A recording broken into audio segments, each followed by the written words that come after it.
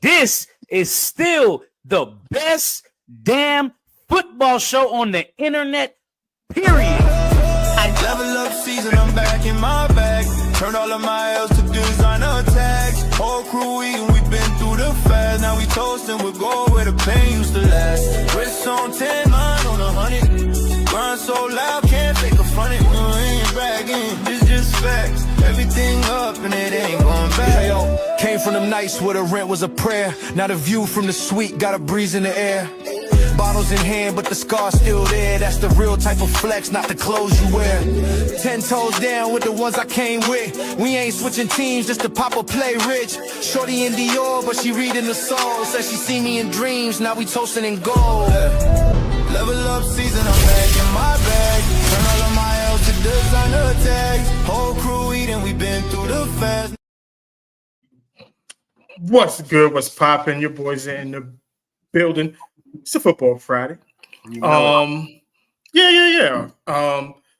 Just finishing up Miami, Louisville. Louisville wins on the 4th interception thrown by Carson Beck, and he is proven. Do you notice how all of the guys, the Drew Allers, Carson Becks, the Lenoris Sellers, who else do we want to name? Garrett Nussmeier, Clay Klubnik. Yeah, they're in that club. Right. But you see, like, all of them are playing really. You know who's not playing bad, but they talk about like he's playing bad? They talk about like he's playing absolutely horrible. Yeah. But they don't talk about none of these other guys. Why is that? So, because you said that, that automatically means that we don't, because this is what I heard, right? Some feedback, right, from some random Instagram, fans and whatnot. But that means that we don't automatically cope for black quarterbacks just because they're black, right? Because we're doing the same thing that we're doing for Shador for Arch. Just wanted to just prove a point there because you guys like there was a lot of they treating Archie Manning with kid gloves and this. No, they not. They've been frying his ass up since game one. Before game one, before game one, honestly. Yeah. Not one. I haven't heard one analyst talk about how bad Drew Aller has played this season before he got hurt. Yep, not one. Kate Klubnik, Everybody talk about Dabo and how he's falling off and all the stuff like that, but I ain't heard shit about Clay Klubnik. Not a damn thing. Yeah, we're gonna get to it. We're gonna get to the college stuff in a minute. So you wanted to talk about something that we both came across the internet this week. A lot of people not wanting their kids, specifically black boys, to play football. Yeah, that was a very interesting take. First and foremost, let me just start off by saying, if I haven't said it once, I'll say it again. Opening song is a slap. Okay, I don't know if you've been told, but it's a slap. All right, and that is an original. All right, you can't find that on just like no regular stuff. All right, that's classified. You know what I mean? That's homegrown. That's homegrown. You know what I mean? New music coming. It's on the way though. It's on the way. My boy got some new slaps cooking up for you. He's multifaceted around this piece. Don't forget. But this is kind of the problem that I have, right? And I don't want to start off by saying I understand the sentiments because I don't. I'm a football player myself. So me saying that I understand the sentiments would be hypocritical, right?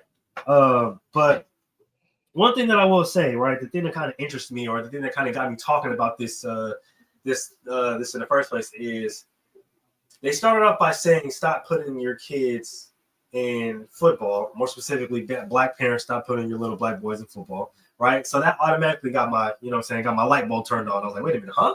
What's going on, right? Mm-hmm. But then it kind of diverted to kids not having other interests outside of sports. And I'm like, wait a minute. How many children do you guys talk to? How many little black boys do you guys have conversations with? Because to sit here and make a bold statement like that, I would assume that you went to various college campuses, talked to various NFL players, talked to various Pop Warner players, high school campuses, et cetera, middle school campuses, and talked to various Black children and seen that they all had no other interest outside of their perspective sport. That's what I'm assuming that you guys have done when you guys say that athletes or little Black boys don't have any interest outside of football or outside of the respective sport. Now, the reason why I called bullshit on that, right? And I appreciate the dude that I was introduced to the video from, because we had a solid back and forth in my comments. He wasn't disrespectful at all. We actually had a really respectful conversation. So shout out to him, right? But the reason why I probably called bullshit is because I have these conversations with these children, like on a daily basis. I'm in Pop Warner groups, right? I see I see a various amount of Pop Warner practices from all around the Sacramento area, all around the Bay Area, even in LA, right? I'm in the high school groups, right? I talk to the high school athletes. I talk to the college athletes. I have friends that are in the NFL, much like Mel does, right? Me and Mel have touched all facets of football, literally from every single level, right? Even women's football, right? So when we have these conversations with these people, with these women, with these young boys, with these Black men, and they're telling us like, yeah, no, I love playing football, but like, bro, I really love to sing. Like, I can act. Like, I'm a really good dancer. You know what I mean? Like, I can write poetry. Bro, I've written like 3 books already. 2 of them has been published, and I'm working on the 3rd one. Like, we have these conversations to where athletes are telling us like, yeah, no, bro, I love ball. Like, but ball isn't my whole life, right? I'll use Keenan Allen for an example, right? Keenan Allen, a 15, 16-year vet in the NFL, but a lot of people don't even know because you haven't had a conversation and haven't had the pleasure to talk to him, right? He loves music. He can sing. He's a great singer. He writes music, writes, produces, directs his own music. He's planning on releasing an album after he's done playing, right? Dan Lillard, he's done the same thing. He's been rapping for years, right? Like, this is the kind of thing that I'm saying, like, y'all don't have conversations with these kids. Y'all don't have conversations with these young men, and then find out when they do get older and they do make it in football, because that was another thing that y'all like to spew out. Oh, you're not going to make it, so you might as well give up. Like, that's a whole other subject that I'm about to attack in after Mel Cook on this subject, right?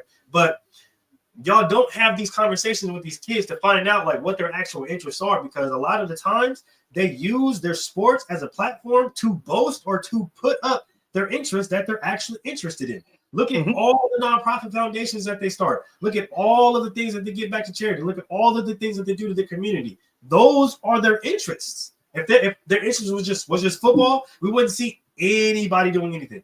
There wouldn't be a Walter Payton Man of the Year award. There wouldn't be NFL Play 60. There wouldn't be an NFL Give Back. Like, there wouldn't be none of that.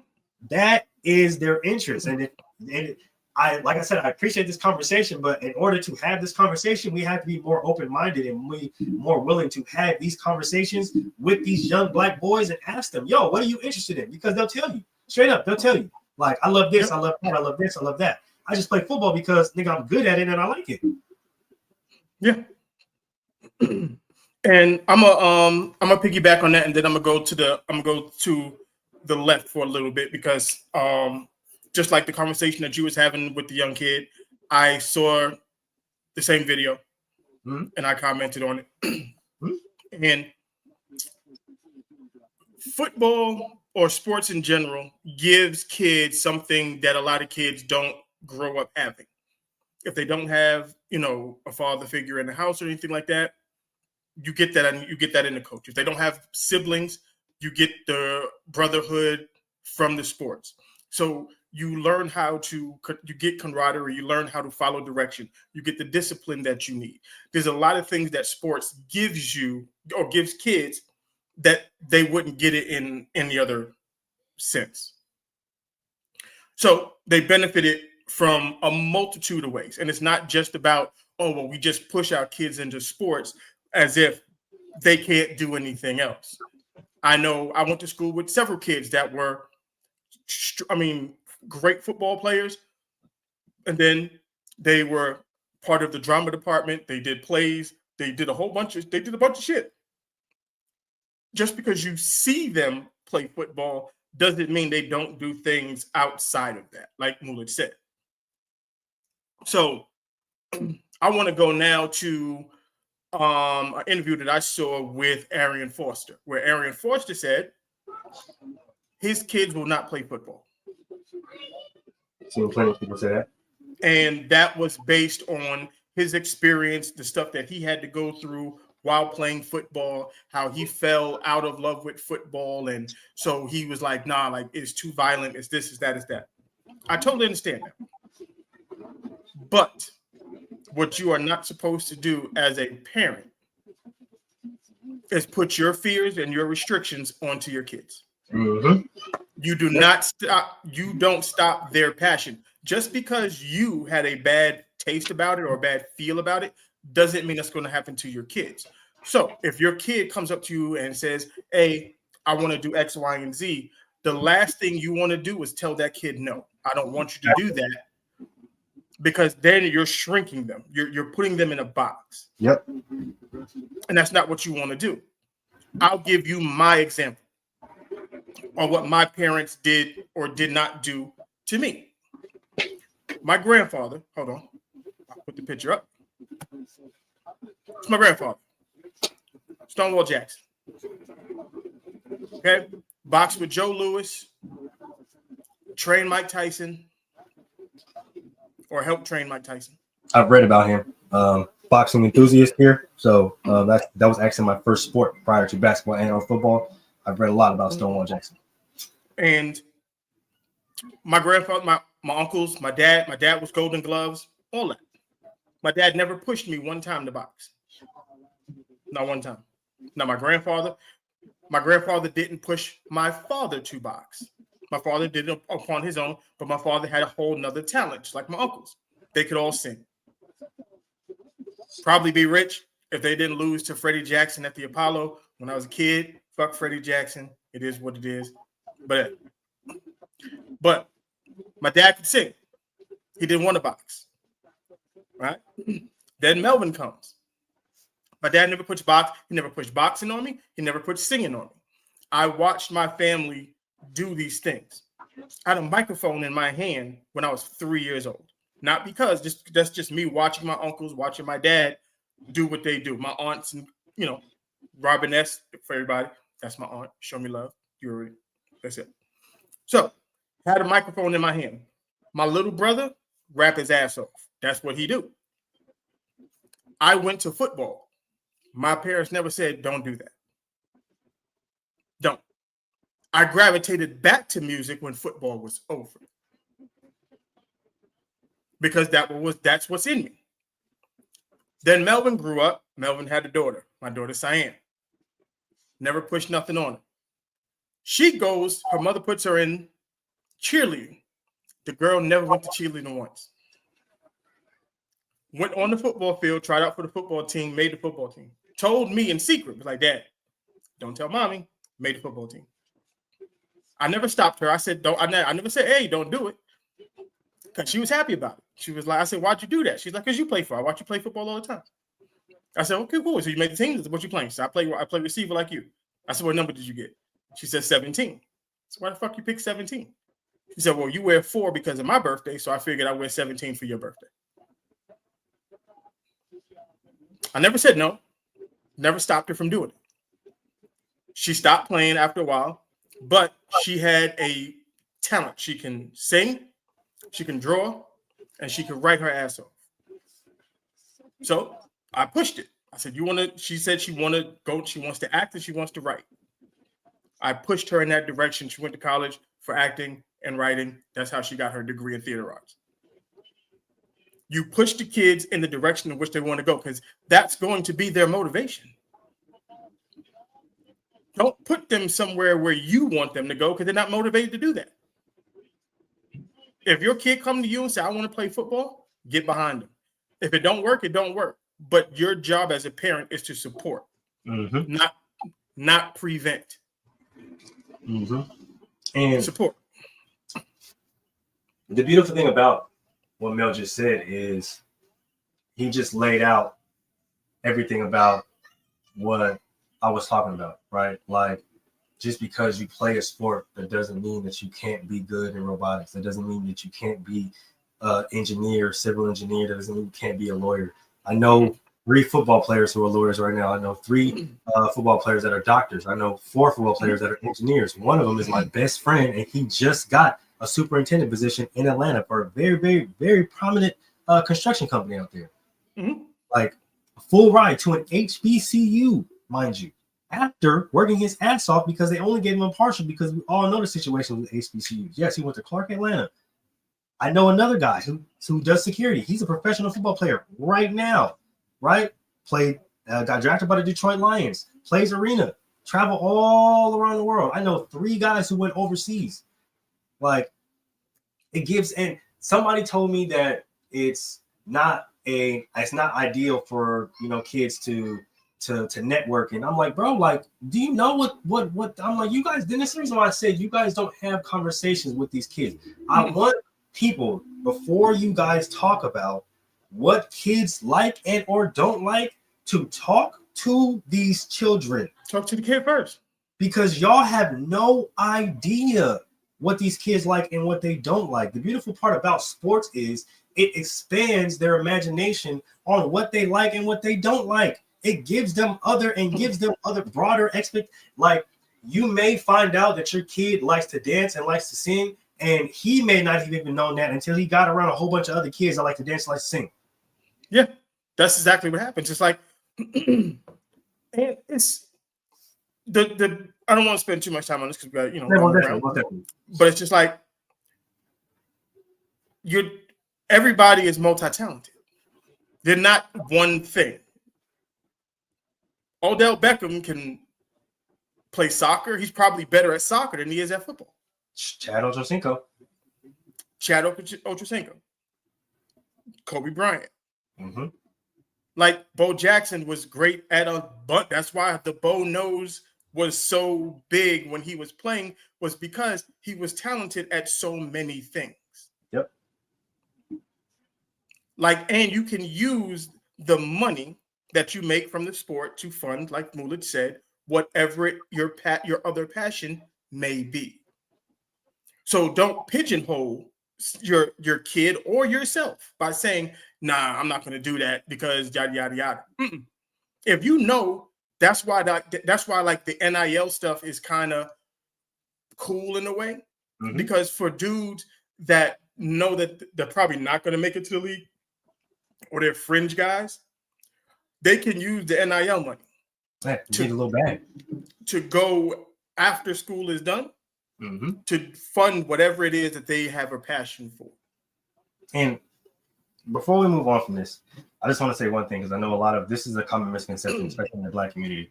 Because I know we see on majority sports networks, majority leagues are ran and are like legitimately controlled, not like necessarily controlled, but majority of the players or majority of the participants are Black, right? So the common misconception is a lot of Black people like to force their kids into sports because of the bag, because of the money, because of the fame, etc., etc. What y'all don't understand is, and I try to make this point very, very valid when I first started talking about this, right? What y'all don't understand is, number one, kids love sports.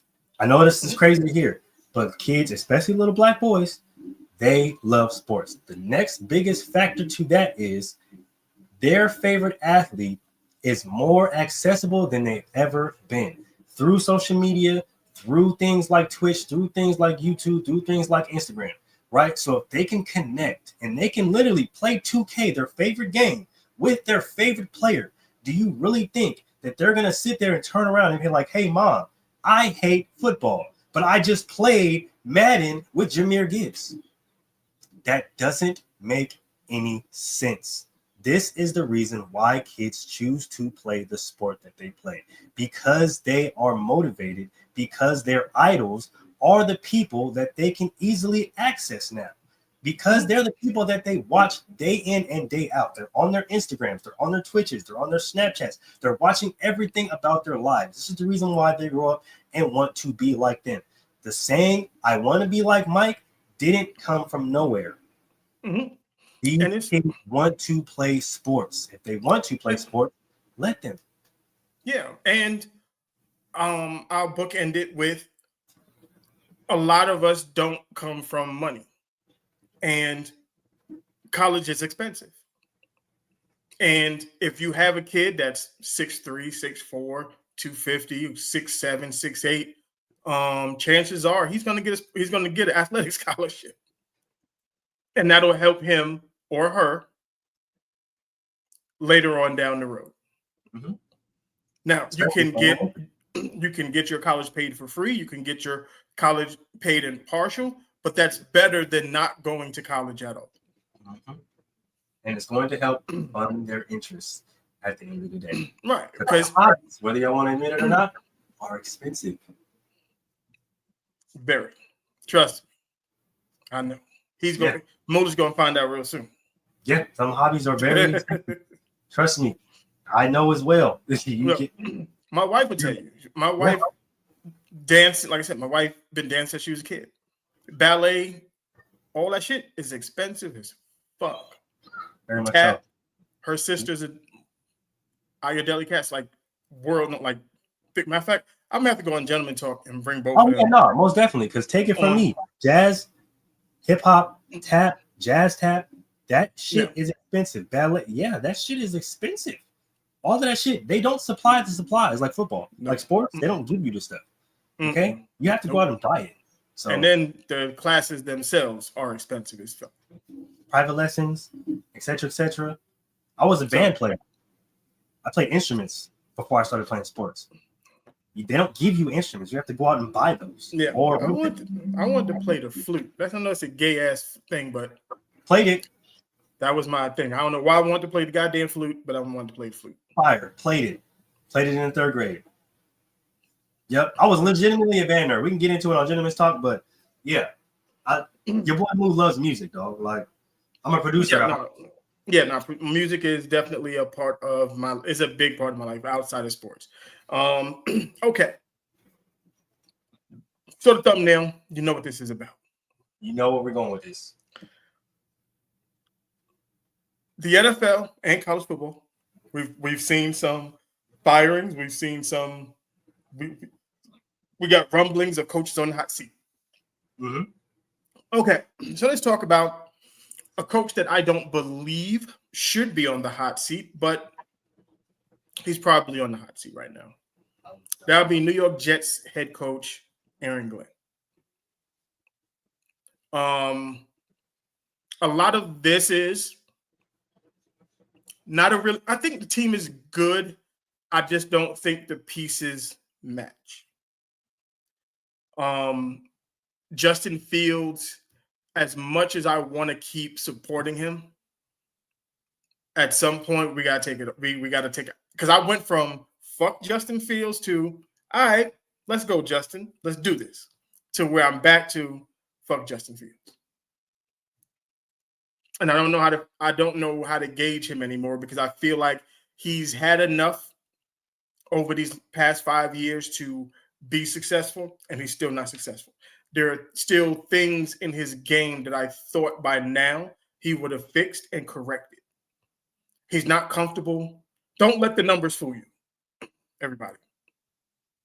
If you watch him, he doesn't feel comfortable throwing receivers open.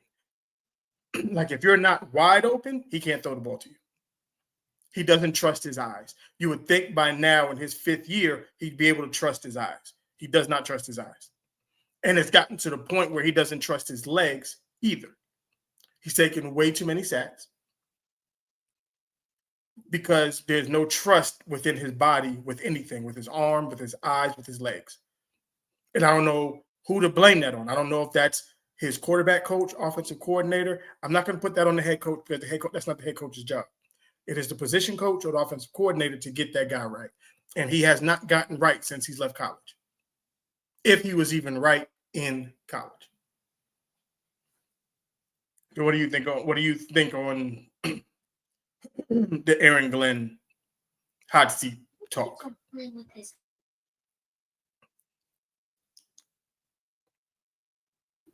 All right. So with this whole Aaron Glenn thing, I understand he's on the hot seat. I don't think he should be, because I'm not a first year trial and tribulation person, right? I don't think that people should be clipped or that people should be fired after their first year. I do think that you have to give them some way, shape, or form of some time in order to develop some way, shape, or form of culture and just to develop and start to get the pieces that he would actually like in there to work with him, right? You've seen it with Dan Campbell and the Lions. You see it with a lot of these coaches who get their job for the first few years. They're not successful, but once they get their guys in there, that's when they start to turn the ship around. So I'm not going to put too much blame on Aaron Glenn. Who I am going to put the blame on, though, is partly on, one, the offensive coordinator, because obviously something is going on to where the offense is not getting they're not getting the plays, right? Like they're not comfortable with the play call. They're not getting the play. Like when I say they're not getting the plays, I'm not saying they're not getting the plays from the sideline. No, they're not understanding the plays, right? Which tells me that this is a practice thing. This tells me that there's something that's missing there, because when you have your quarterback and your receiver and your O-line looking at the sideline like, bro, what the fuck are we doing? And your offensive coordinator is looking at them like, I don't know what y'all doing. Like, that's a problem. Something there, something, I don't know what has to happen, but something there, it's a disconnect there. So they have to work on that. They have to that has to change first and foremost. I don't know if the relationship between quarterback and offensive coordinator needs to change. I don't know if relationship between offensive coordinator and offense as a whole needs to change, but something needs to change because nobody's on the right page when it comes to offense, right? Turnovers, and when I say turnovers, right, I mean not just because Justin hasn't thrown very many interceptions, but not just the fumbles, right? It's not just the careless fumbles. It's the legitimately balls are being punched out. And this isn't like something that is a rare case. Like, no, these defensive players attempt to punch and rip the ball out every single play. So it's like, I don't know where the coaching is. I don't know if it's a coaching problem. I don't know if it's a player problem, because at this point in time, something has to change. Like, something has to change. Just like I said last week, right? If I have a player 2 weeks in a row, 3 weeks in a row, to where he's not there, fumbles are constantly occurring, and either one, you're careless with the ball, or two, these defensive players are training that much to on emphasis to punch and rip the ball out, to where now we have to change up our coaching to where we have to work on more ball security, right? And if we're doing that and it's still a player problem, then now we have to go with the personnel change, right? But when it comes to the offense, it's like, okay, you lose the young kid and Braylon Allen. That sucks. Okay, we get it. But it's not like he was holding on to the rock either. He was not holding on to the rock on a consistent basis. Breece Hall is not holding on to the rock on a consistent basis. Whenever he's not breaking a long run, it's like he's putting the ball on the ground, right? Offensive line does not look good. They're everywhere. They're discombobulated. Footwork is all over the place, and they're overextending on their blocks. They need to relax and start to just sit back and wait for the defensive line to show them the moves that they're going to do, and don't overcommit. That's all I'm seeing a lot of the time. Now, this is the biggest factor. Right? Because I haven't even talked about this. This is the biggest factor. We need Justin to process the field faster. That's it. Literally. I need you to speed up. Okay? My coach used to say this. Hey, speed your shit up. Okay? I need you to speed up. You're too slow right now. Okay? And that's the thing. We need you here, fast, quick, go in a hurry. I can't have you sitting back, waiting. No, Justin, let it go now. And Justin, let it go now. I need you to speed up your reads. And their offensive coordinator, Tanner Ekstrand, I don't know if I said that right or not. I said that right or not. But he's a Harbaugh guy. Which is why he ran the ball a lot. He was at Michigan. Mm-hmm. Then he was the offensive assistant in Detroit, passing coordinator in Detroit, and the tight ends coach in Detroit. He was with Detroit since 2020. Mm-hmm. He came with and went. Right. So I'm going to assume, based off of where you played, where you coached at, you had your hands on quarterbacks. You clearly had your hands on the Michigan quarterbacks. You had your hands on Jared Goff. Now you got Justin Fields. It's your job, it's your duty to get him right. Mm-hmm. It's your job, it's your duty. You got to get him right.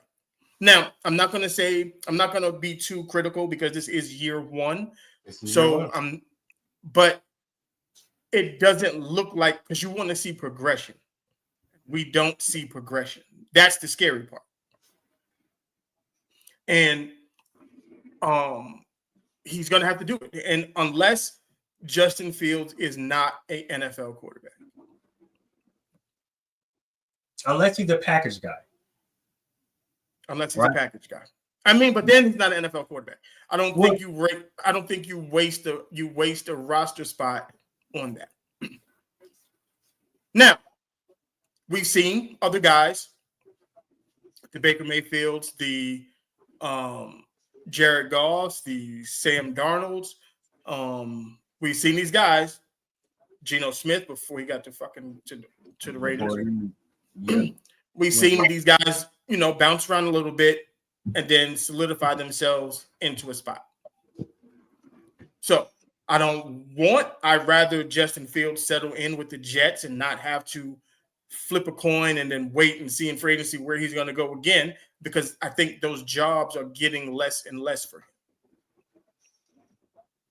This may be his last chance to start at quarterback. And that's the reason why I said when it comes to Justin, you need to speed up your process. You need to speed up your thinking, right? And when I say that, I'm not saying he's dumb. I'm not calling him stupid in any way, shape, or form. But what I'm saying is he's not seeing the field as fast as he needs to be seeing it, right? And as a quarterback in the NFL, you have to read and see the field differently than everybody else. You have to anticipate a lot more sooner and a lot more quickly than a lot of other people. You have to speed up your process of thinking. Everything is something that it's not, and everything is something that it is as a quarterback. Right? I know that sounds crazy, but as a quarterback, most people are going to understand that, right? And it's a mind game. So you have to speed up your mind. You have to speed up your process of thinking. And that's the reason why, that's the only problem I see with him, right? He's holding the ball too long because you're thinking too much. You're sitting there pitter-pattering your feet when you got an open lane. You're thinking too much. Your receiver's wide open and you haven't thrown the ball yet. You're thinking, bro, you have to speed. You got to speed it up. You have to speed it up. That's why I said he don't trust his eyes. He's his eyes, and he doesn't trust what the offense is showing him at the same time. Right. And I don't know how you fix that, but it needs to get fixed fast, or both of them are going to be up out of a job. Reps. You need reps. Stop. And this is before we go into this next thing, this is the reason why this was going to be my next thing, especially when it comes to the young quarterbacks, the young stars, right? Stop going to Dubai. Stop going to the freaking Netherlands. Stop going to all these damn places. Stay your ass at home and get on the field and work. Mm-hmm. Y'all need reps, bro. And when it comes to the season, to when y'all are out in the beginning of the season because you're hurt, and you guys know that you guys aren't going to play in the preseason, so you guys know that work isn't going to really count. Y'all need reps. All this going to other countries and I was training in Dubai. No, you weren't. He ain't training in Dubai. Reps, dog. That's what it comes down to. Y'all need reps. Y'all need to stay your ass at home and grind it out like y'all need a fucking meal, like before. But all of this traveling, no, stop doing that. If you want to link up with the homies, tell them niggas to pull up in Port Arthur, Texas. Tell them niggas to pull up in LA or some shit where it's hot and y'all gonna have to really grind and work it out. I want niggas sweating like. All of this other no, y'all be glistening and glamming and working out in AC and shit. No, hell no. Take your ass outside and get it in. Yep. Okay. Next guy on the list is looking real bad for him. I think we're gonna get to we'll definitely get to him when we get to the picks and stuff like that. But Kevin Stefanski, and I think the fact that Joe Flacco looked the way that he did last night does not help Kevin Stefanski. Yeah, everybody's saying that Joe Flacco saved his job. No, he didn't. Like Kevin Stefanski should have been fired 3 years ago. So Kevin Stefanski should have been fired 3 years ago. Yeah. Because the question I would ask is, why didn't Joe Flacco look like this in Cleveland? Now, you can argue he don't got Jamar Chase and T. Higgins. That's fine. But he was on time. He was on rhythm with a worse offensive line. And a defense that couldn't stop a goddamn thing. So Kevin Stefanski has a problem where his ego has grown bigger than the success on the field. And I've been arguing with people about this all week. And they're like, oh, he won Coach of the Year twice. Well, he's been coaching for 7 years and he only has 2 winning seasons. And those would be the 2 years that he won Coach of the Year. He has a losing record as a head coach. Other coaches have been fired for the exact same lack of winning. So, in my opinion, Kevin Stefanski should have been gone a long time ago, like you said, 3 years ago. After the Baker Mayfield situation, I would have been like, you know what? You got to go. You got to go. It's time to go. Yeah. That team is too talented. Offensively, not so. It was before. It's not as talented as it once was, but that defense is definitely talented. That's a Super Bowl winning defense. And if you have a competent person at quarterback and a person who is willing to call plays to fit the talent that is on the field, not a system. This is the problem I keep having with people. Systems are fine. They're cute. Sounds good. But you must be able to put the players in situations in which they can succeed. Kevin Stefanski doesn't do that. Everybody's like, oh, well, he hands the ball off. They run 12 and 11 personnel, and it's a play-action offense. That's fine. But do you have those? Dylan Gabriel cannot be a play-action quarterback. Do you know why Dylan Gabriel can't be a play-action quarterback? Because he's 5'9". He can't see over. Once he turns his back to the fucking offensive line and turn around, he can't see. Exactly what I've been saying all the time. Like, you have to base your offense around the talent that you have, around the quarterback that you have. You have a good offensive line and a strong running game. Use it. Stop trying to prove everybody wrong by making Dylan Gabriel throw the ball 52 times. Stupid. Doesn't make any sense. It's dumb. Doesn't make any sense. You have a top draft pick in Quinshon Judkins, who is a bona fide stud when it comes to running the ball. Like Mel said, you have a Super Bowl winning defense. And you have your rookie quarterback drop back 50 times to throw the ball. No, that's not going to work. Just because you want to prove to everybody that he's the guy. That's ego. That's ego, dog. Stop it. Thanks. Doesn't make sense. Because the thing about it, he threw the ball 52 times. 52. Only had 226 yards passing. No touchdowns, by the way. No touchdowns. He was averaging 4 yards a pass. Remember in the draft process when everybody was saying Shedeur only threw the ball 4 yards and how bad that was? It was a lie. Don't get it. It was a lie. But you know who's actually doing that in real time? Dylan Gabriel. So let's have the same energy that you was going to have if this was Shedeur. Have that same energy for Dylan Gabriel. That's all we're saying. But Kevin Stefanski is wasting Myles Garrett. He's wasting it. Myles Garrett. Somebody came out with a quote today. Denzel Ward. Yep, Denzel Ward. Somebody, I think the safety, he came out with a quote today, and he was just like, I don't even know when it feels like. I don't remember what it feels like. They have so many top-tier defensive players on that defense. It's actually crazy. Not to mention, if you look at the O-line, the O-line is actually amazing as well. Yeah. Everything about that team is good except for two things. Well, okay, the defense is great. Offensive line is great. The receiving core could be better, but it's okay. The running game is really good. Solid. Absolutely. You are failing at the two spots that mean the most. Yep. The most Head coach and quarterback. Yep. Those two spots is what's killing the Cleveland Browns right now. Yep. And until they fix that bullshit, either A, fire his ass and start Shador, or he can get off his soapbox, accept it for what it is, and be like, you know what? I fucked up. This is what needs to be done, and put Shador in the game and save your job. Just do it. Because it's only going to get worse. That's all I'm telling you. It's only going to get worse.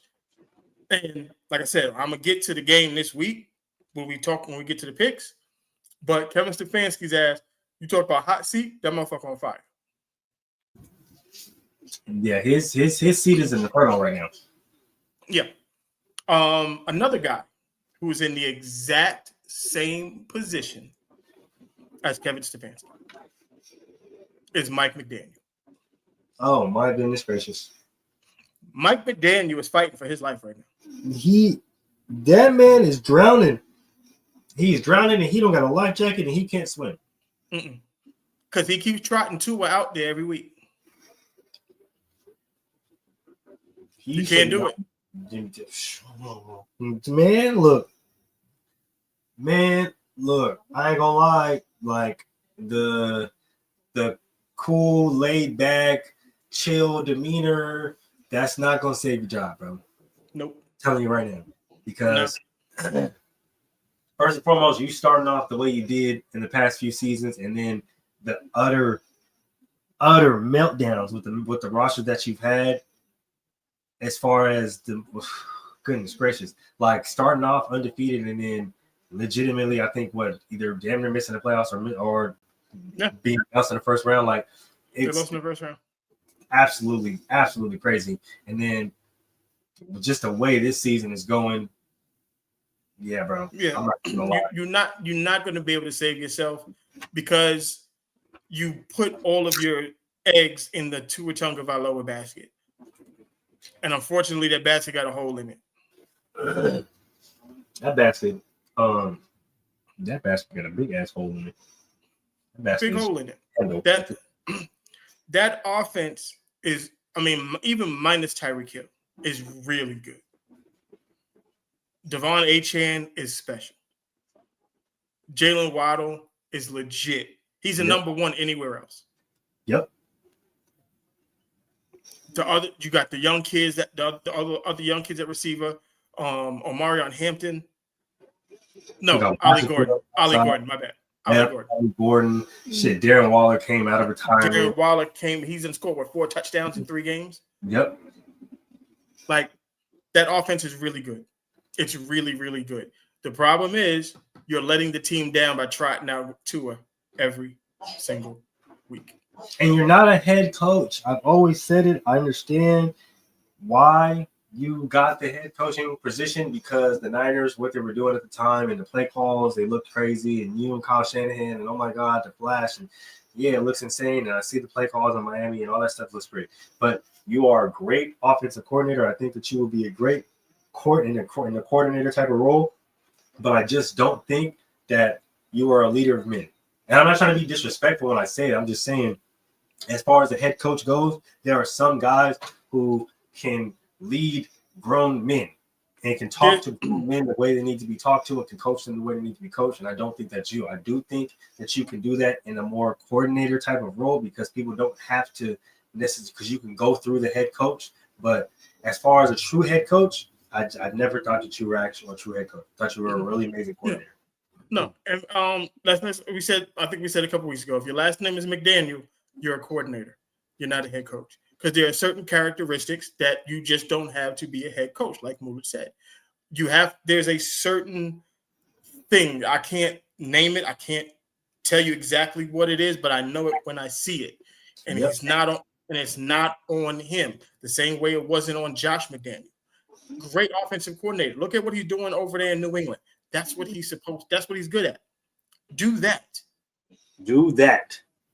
But as far as being a head coach, that's not your thing. That's not where you need to be. That's your job market, buddy. Not your dog. I got a guy that's probably not. I haven't heard anything about it, but I'm gonna put his ass in there, just based off how things have been going. That would be one John Harbaugh. You want to know what's crazy? You want to know what's actually crazy? I actually feel like, and I understand the success his team has had in the past, but I actually feel like John Harbaugh should have been on the hot seat a few years ago. Yeah, I think it's time now. And like I said, it's not that he's not a good coach. That's not what I'm saying. What I'm saying is everybody's making these statements of, well, the Ravens aren't the old Ravens. They lost their identity.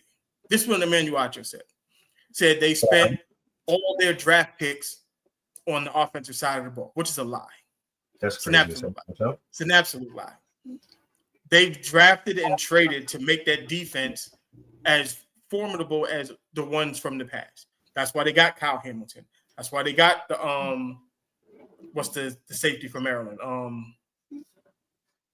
Yeah, Kyle Hamilton. They just got freaking Malachi Starks. Malachi Starks. Oh, he's not from Maryland. Where's Malachi from? Alabama. Alabama. Right.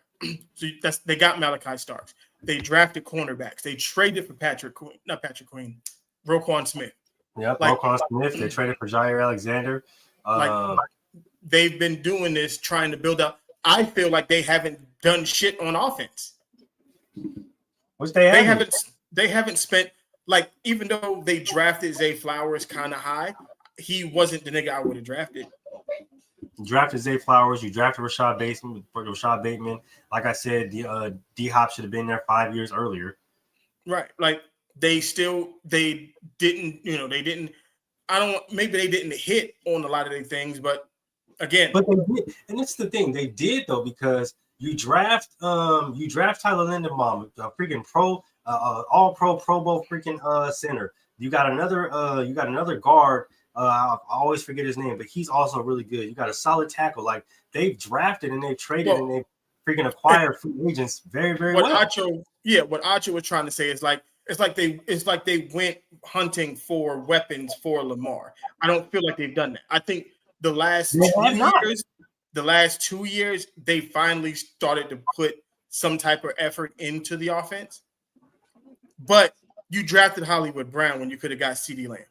And it's crazy because, like I said, I forgot maybe it wasn't CeeDee Lamb. I forgot who the receiver was that came out when Hollywood Brown came out.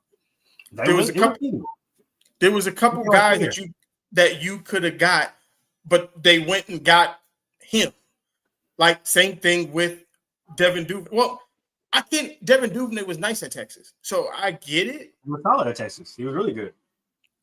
But he hasn't turned into what they thought they was going to be. They haven't drafted a run. Well, I guess they did draft a running back, but the nigga J.K. Dobbins kept getting hurt. It's a lot of shit that just didn't go their way.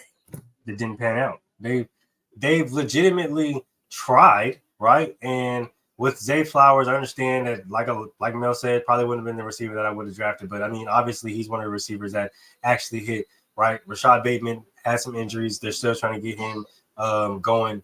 They drafted Mark Andrews. They drafted Isaiah Likely, right? Like, some of these guys are starting to hit, right? Mm-hmm. And obviously, some guys don't work out, but it's not. And I get where the narrative, I get where the conversation is coming from, and I also see where it's going, right? Like, they're trying to say that, oh, well, there hasn't been a lot of acquirement on the offensive side of the ball to really help Lamar. But there has, right?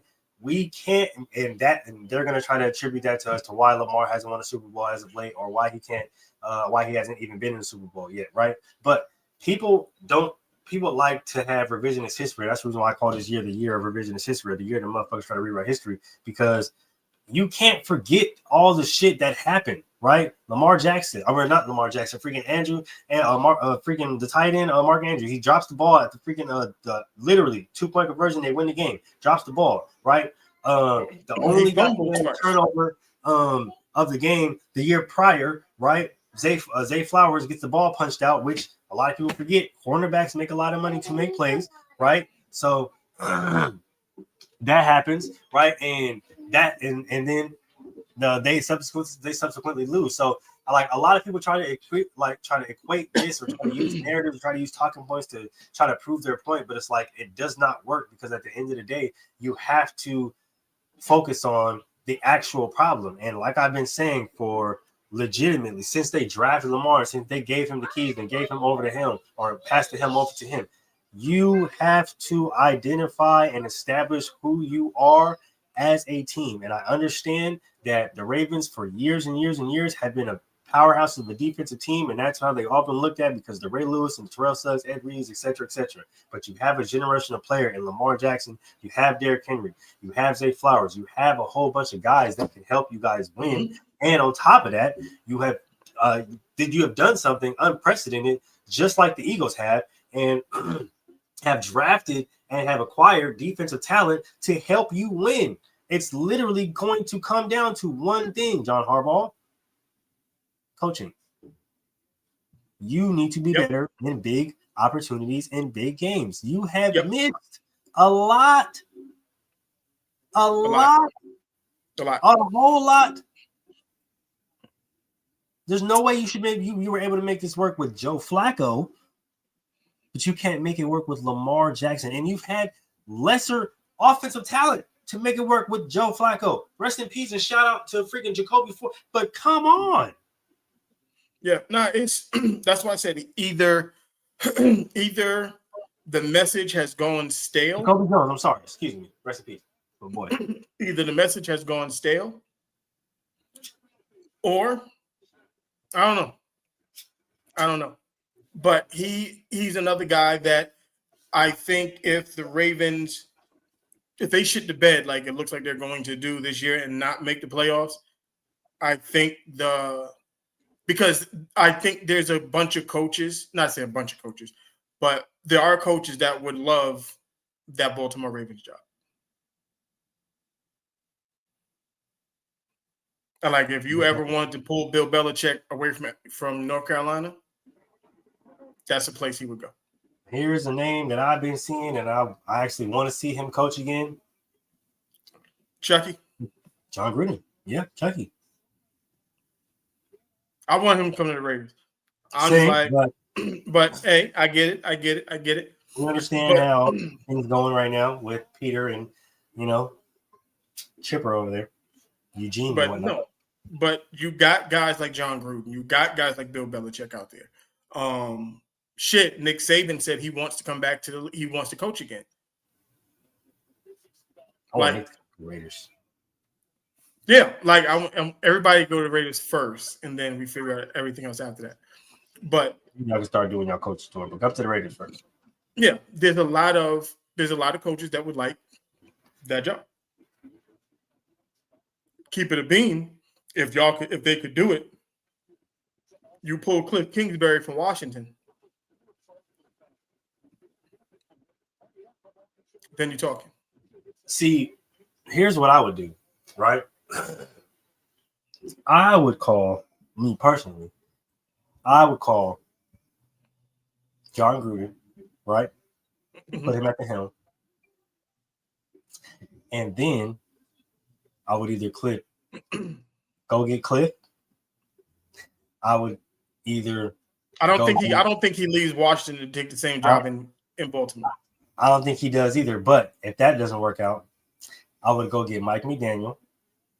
Because I would get Mike McDaniel. I think you put Mike McDaniel with Lamar, and I think you make magic. And then I think you would kick the tires on. You know who I would bring in to run that defense?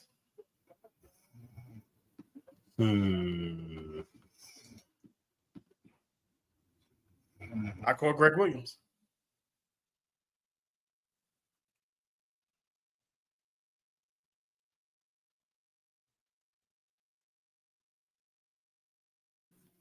Wow, I didn't even think about that. Well, it's beautiful. Oh, that's beautiful. That is actually beautiful. That's actually beautiful.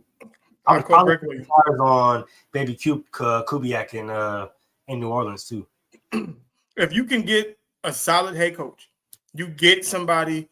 I don't know who you get.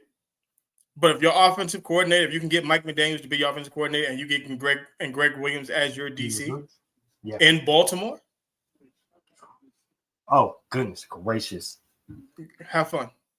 Oh yes, well Lamar, and you got D Hop, and you got Rashad, and D Henry, what Zay Flowers? Oh my,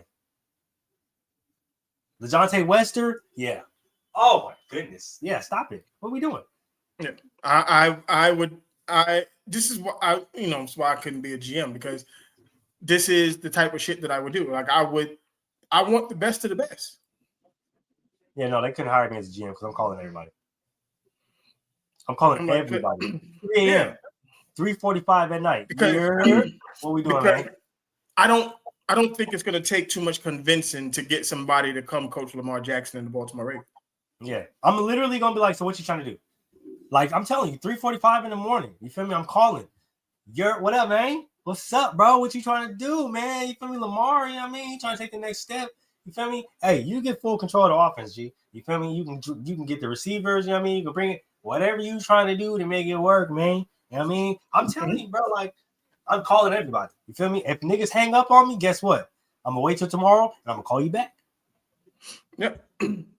The last guy I want to talk about, probably most people wouldn't think he's on the hot seat, but I think his ass is on the hot seat still.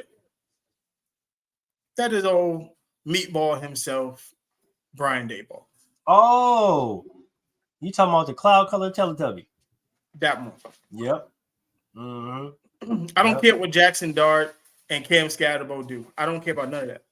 That super fluffy marshmallow that waddle around on the goddamn side. Yeah. Nah. He should have been fired, nigga, the day after he got the job. The day after. They should have been like, yeah, no, never mind. Yeah. Because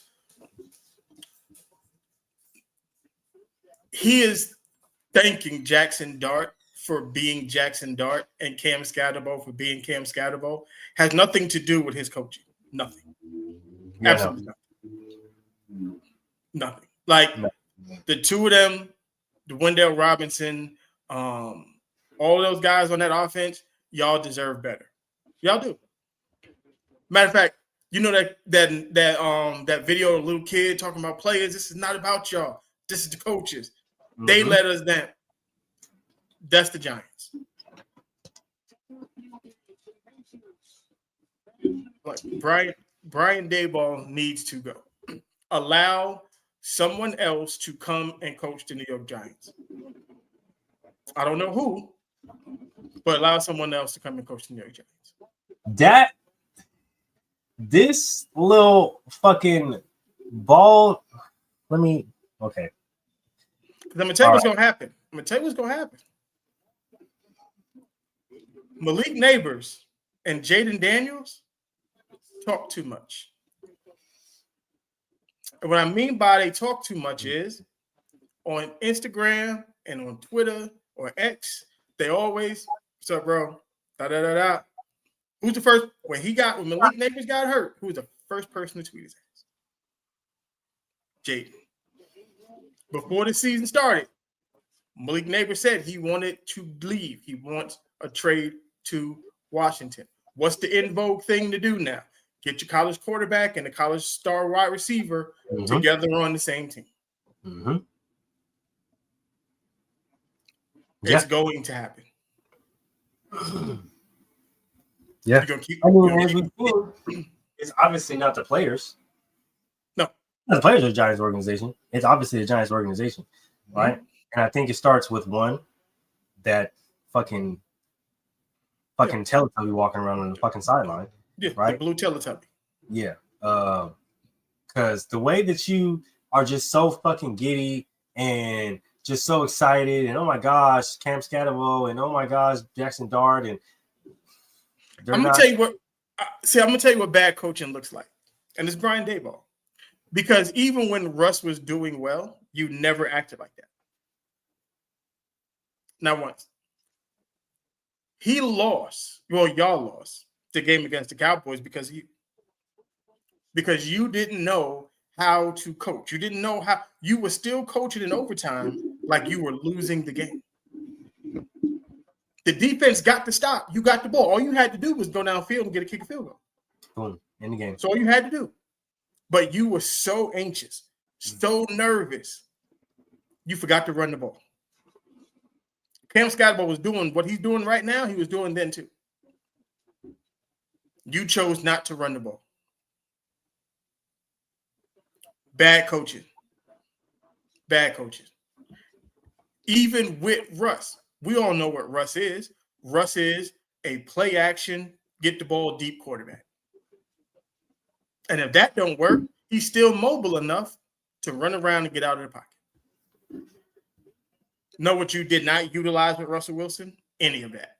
Like literally at all? None of it.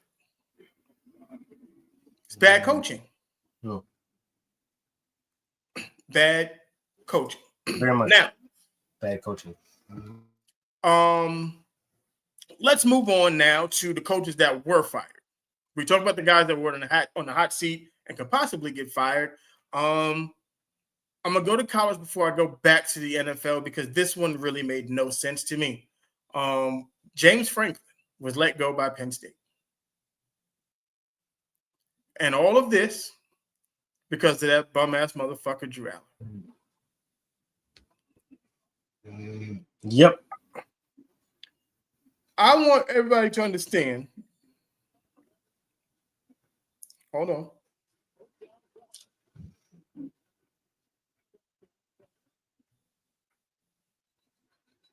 James Franklin's record at Penn State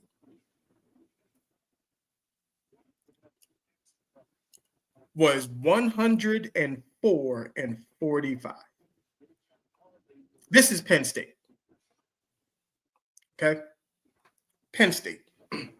He's 128-60 overall in his career. So he's a very winning head coach.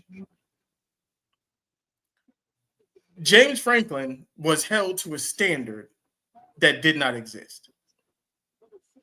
Penn State got very snooty, very bougie because of James Franklin. You thought you were better than what you were. You're not Michigan. You're not Ohio State. You're just a tier below those guys. And that's where James Franklin kept y'all. You had a lot of high draft picks, a lot of guys that produced in the NFL. That's what you would want from a coach at Penn State. You got to the college football playoff, got deep in the playoff with that bum-ass quarterback that y'all got. And he was the reason why James Franklin does not have a job right now. Because he sucks.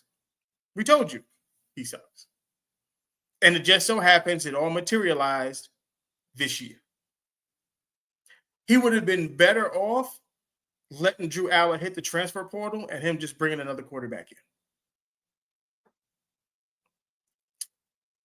But now we don't have that opportunity. His ass got fired, and we got to watch another black head coach get fired. The thing that sucks about this is, like you said, he's a winning coach. It's not like he was a coach that had been there for a lot of years and had got multiple opportunities and just couldn't get it done, right? Like he actually was able to put together a long string of wins and a long streak of success while at Penn State, right? And I don't think the problem was only before you go. He was a winning coach at Vanderbilt. He was too, right? A lot of people don't remember that as well. But I don't think that the problems that Penn State had was necessarily on him, right? I think a lot of the problems that Penn State have is, for one, on the quarterback itself, and a lot of the times it's on the players that don't necessarily get the type of blame that a coach would get, right? And we understand that Penn State has been through a lot of scandals. They've been in the news a lot for various different reasons. So when it comes to that, I do think he had to shoulder a lot of the brunt of that. But I don't think that's fair. And then you also lose your starting quarterback, mainly because of injury, but also because him being trash. So there's that. Which, like Mel said, we've been telling you guys that since last year. But I do think that it's just unfair that to look at the coach and the head coach of all people, somebody who is known for success, to instantly look at him and see that he's the main cause of the problems when I think it's a personnel thing. I don't think that a lot of people wanted to come to Penn State and play with the guy like Drew Aller. Not saying that he's a bad guy personally. I don't know him personally, but just the type of player that he is. So I wouldn't want to come play with that. They lost a lot of guys in the draft, so obviously you're going to take a hit there. But, I mean, Penn State is still a top school. I think a lot of kids would still want to go there to play for one James Franklin. But I just don't think they won 2 playoff games last year. Yeah, I just don't think they won the Fiesta Bowl and whatever the first round game is. They didn't say what it was. They just won in the first.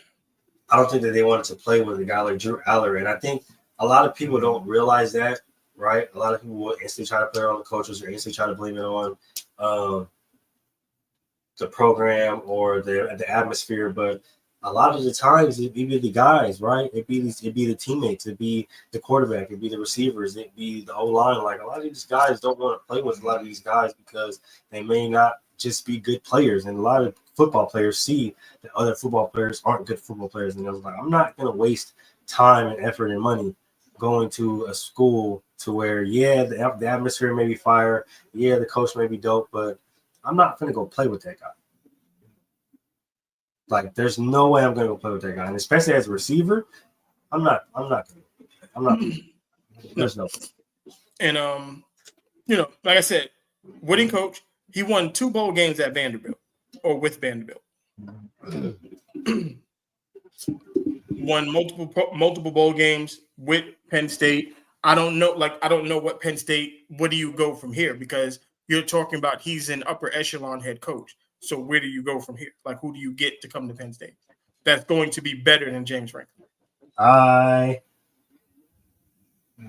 heard rumors today of Urban Meyer.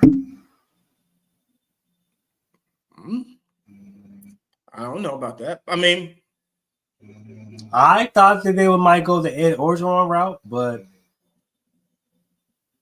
no, Ed wants the LSU job back. And I was going to say Ed wants the LSU job back, but I've also heard that I've heard a lot of whispers and a lot of murmurs, man. There might be an opening in one Clemson's coming up soon. Oh, yeah, Dabo's probably going to be up out of here soon. And I've heard that Ed wouldn't be opposed to taking that job. And then, depending on how Alabama finishes the season, I've heard that Kalen Dover might be out of there as quick as he got there. Oh, Kalen DeBoer's gone. And they may be calling John Gruden. That would be crazy. That would be literally insane. Now, here is where I think things get tricky. What if they bring somebody like a James Franklin to one of these other schools that are kind of just on the fringe, but not necessarily there yet? Let me see something.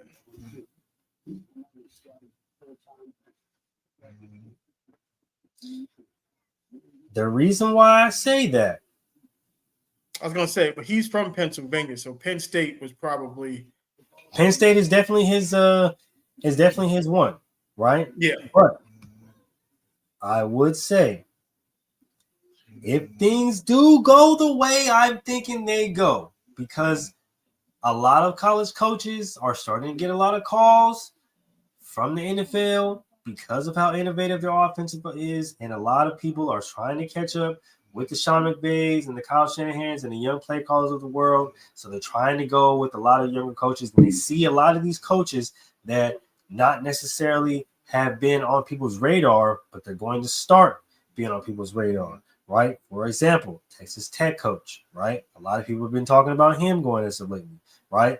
Indiana coach. This is 2 years in a row where he's had Indiana in the top 10, right? So a lot of people have been talking about him, right? A lot of people. I can see, but he likes slaying giants, though. He does. He very much so does. He very much so does, right? Here's another guy that a lot of people have been talking about, Marcus Freeman over there in Notre Dame. He turns Notre Dame around and keeps them on. Yeah, I don't think he got enough money to keep him out. I think Notre Dame pays him to stay. I think Notre Dame pays him to stay too, but I do think he starts to receive a lot of calls from the NFL. What I'm saying is a lot of changes could be happening in both the NFL and college football, and I wouldn't be surprised if we seen a lot of these names go to a different team, and we see one James Franklin end up at another Power 5 school, and he finally end up getting a championship out of it. Yeah, because it was one of these big names. Yeah, because what's his face? Let me see. I can't remember now. Because Kirby's been getting some calls too. And I'm not gonna lie to you, if Tennessee keeps going the way they've been going, they may be going for a coaching change too, because it's not every single thing. They fire James Franklin, and we've seen how successful he was. It's not every single year that you can just continue to be in a ranking or the top rankings or have your team in the top rankings and have nothing to show for it. This is part of the reason as to why I'm pretty sure that they fired James Franklin. So when you look at that, you look at a team like Tennessee, right? We understand that Kirby Smart has been on top for a while, but you're going to start to look at those. Like I said, Dabo is almost as good as gone out the door, right? They've been talking about him a lot, right? The Oklahoma coach, right? There's a lot of these guys that might just end up being on the out, and you may see guys on different teams and start to take these jobs. And on top of that, we just seen Trent Dilfer. He just got clipped, right? Well, I was about to say, because even I couldn't remember the motherfucking name out here, but Dan Mullen, what he's doing at UNLV. Yeah. I don't think he stays here too much longer. No. Unless he's completely committed to turning UNLV around. Right, because UNLV is probably going to end up in another bowl. I mean, they're already bowl eligible now. Yep.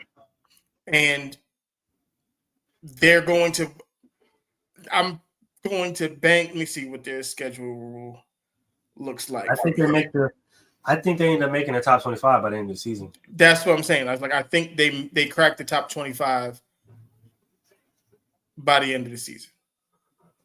Because I think at this point, their hardest game is this week against Boise State. Yeah, I would say so. And then that's it. And then if they go undefeated. What's up, TD? How you doing, brother? What's up with my boy, man? They end up going undefeated. Like Dan Mullen's gonna get phone calls if he hasn't already got them. Yeah. It's not a lot of times where coaches can go undefeated and they not receive phone calls from other schools or from the NFL. So you're going to start to see a lot of guys get these calls, right? And as much as I don't like him, right, you're going to start to see Dan Lanning's get the call, right? You think so? I think so. There's going to be a lot of teams. There's going to be a lot of guys that look at that type of coaching, look at the way the style in which he coaches, and feel like that is. What does he do? What is he? He's what I like to classify as a rah-rah guy. He's like a rally the troops kind of guy. He doesn't have he's not like an offensive guy or anything like that. Like what he's not an offensive guy. That's definitely not what he is. He's more of a motivation guy, right? He's going to use a lot of the speeches and use a lot of the buzzwords to get his guy riled up. And don't get me wrong, it works because we've seen how successful Oregon was in the past. But Yeah, no, I do think he gets a lot of he starts to get a lot of calls just based off the success of Oregon. But at the same time, I don't think that he takes it because we do understand that the Nike CEO is a big Oregon fan, and he already said that he is willing to pay any number to win a national championship. Right. So even if Dan does get them calls, I don't think that he stays. I think that the Nike CEO is like, yo, he's the no. defensive guy. Technically, he but was Oregon can't stop a nosebleed. So he was the DB coach at Sam Houston. He was the linebackers coach at Memphis. Outside, he was a linebackers coach at Georgia. Then he was the DC and the linebackers coach at Georgia before he got to Oregon. I think, well, I mean, I think it depends. I think it depends on the situation. It depends maybe on a coordinator level, right? Because yeah, I'm just saying, you know how coaches have calling cards, like yeah, no, most definitely. I just didn't know what he was known for. So if he was the defensive coordinator from 2019 to 2021 at Georgia, that would definitely get his ass into head coach. Yeah, most definitely. So no, most definitely. So, but like you said, Oregon defense has been ass. So I don't understand how you're a defensive guy, but then your defense is never good. Yeah, at least USC and Lincoln Riley got an excuse because we know Lincoln Riley's not a defensive guy, and we know. But we know Lincoln Riley's the offensive guy. We know he's an offensive guy. And the offense is always that we've never said the offense was trash. Yeah, it's always gonna be fiery. We know they can't. They couldn't stop a tier. USC can't stop a tier, and y'all know I'm fighting on all day. But right, they couldn't stop us. They couldn't stop a cough if they seen it coming. So my thing is, if as a head coach, whatever your calling card is, that's why I have the problem with Brian Daboll. You're supposed to be a quarterback whisperer. You're supposed to be an offensive guy, and you can't whisper to the quarterback because the quarterback's still ass, and then the offense looks like some garbage. So then what are you supposed to be good at? Like that's my issue when it comes to someone like Brian Daboll. Someone who get kids and want to pay the transit. Like Chip did. What is it? Someone who get kids to play for them, but I don't know the transition from like Chip. Yeah, I don't know. That's a good point. Yeah, that's a good point.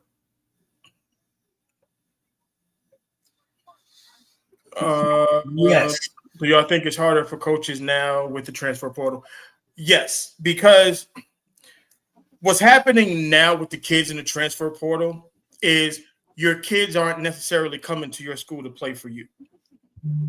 They're coming to your school for a paycheck. Mm-hmm.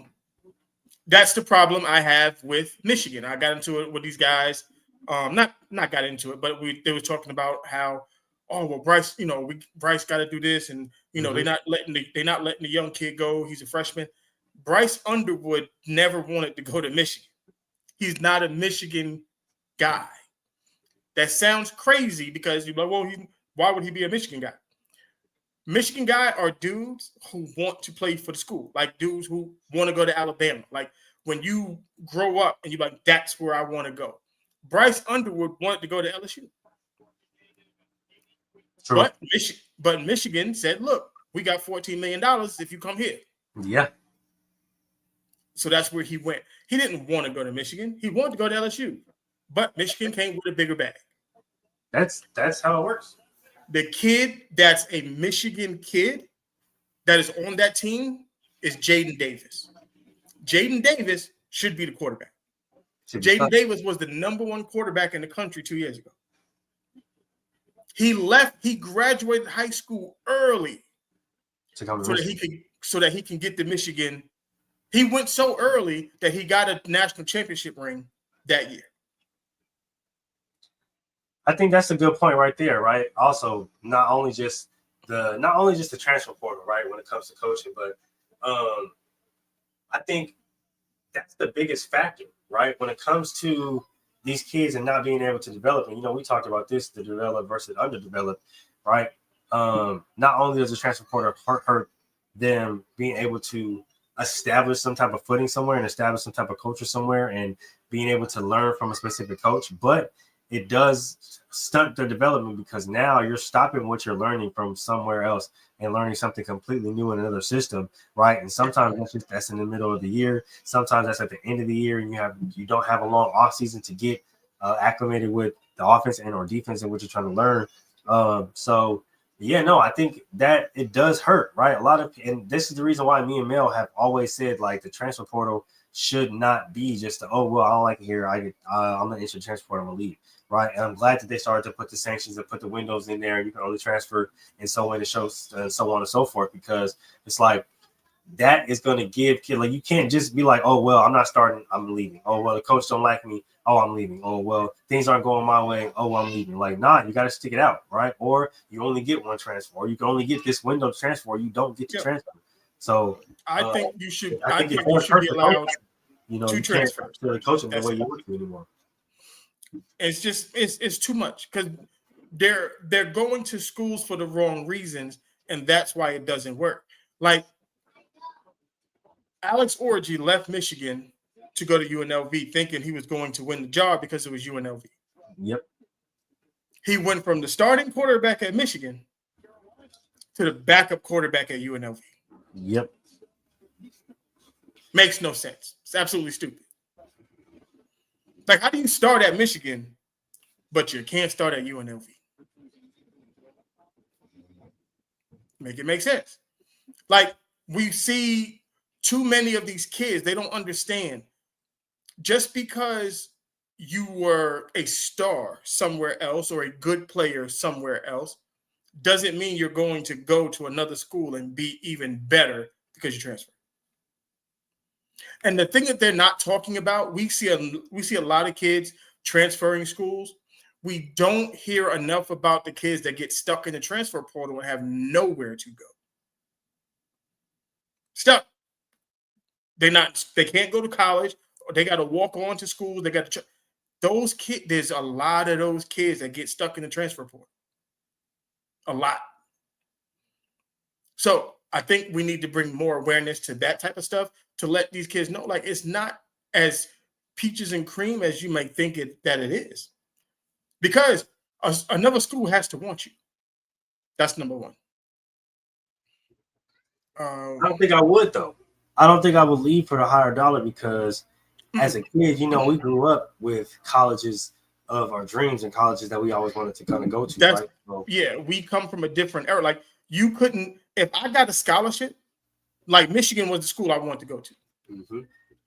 If I got a scholarship to go to Michigan, there is nothing. Yeah, no. There is nothing you could do to get me out of Michigan. Nothing. Nothing. There isn't. And I went to the University of Maryland. Once I got there, there was no way you're going to get me up out of there. Yeah, no. And it was hard for me to leave. It was hard for me to leave Upper Iowa when I got there, right? So and growing up as a USC fan and as a Cal fan, like getting a scholarship to USC, there ain't shit you can tell me. I don't care. Yeah, care. I grew up wanting to put the high school I went to had Michigan colors with the helmet. It's the only reason why I went. Not the only reason why I went there, but to put on the maize and blue to play, come out the tunnel. Look. In the Coliseum, right, where the Raiders had played, and like what you couldn't know. I'm not leaving. I'm not leaving. I'm still in Cali. To play Ohio State, to play Notre Dame, be Michigan State, be a part of that. Nah, you can see. I'm different though. I grew up loving everything that was Michigan. I can't do it. I can't do it. I can't do it. Like. Nah, because I would, and I think the biggest factor that a lot of people miss here is that like you have to live in those other states, right? Like, yeah, like you could go to the Miamis, you can go to the Texases, you can go to the Alabamas, but I'm not an Alabama guy. Like, I fuck with the Tide, don't get me wrong. I fuck with the Tide, I fuck with the U, but I'm not an Alabama guy. I'm not a Miami kind of guy. You feel me? Like, I noticed that shit when I went to Iowa. Like, I'm not an Iowa kind of guy. You feel me? Even when I went to Texas, like I'm not a Texas guy. I'm a city guy. I'm a fast kind of. If I would have went to more of a Chicago or even a Miami, right, or like a Florida, like I'm a city guy. I gotta be outside. I gotta be fast paced living. Like I didn't care about none of that shit because I can't be in the country. I'm from New York, but Michigan, trust me, Michigan is in the middle of nowhere. Like that, but we're different. Like we grew up actually wanting to play for coaches and schools. These kids today, they're playing for money.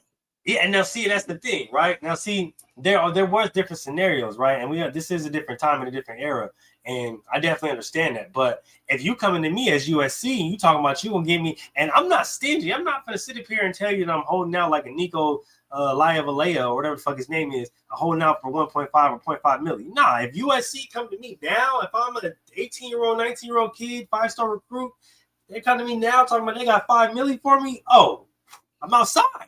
What we doing? No, Michigan ain't got to offer me shit, but that goddamn scholarship, bro. I don't about that all the shit.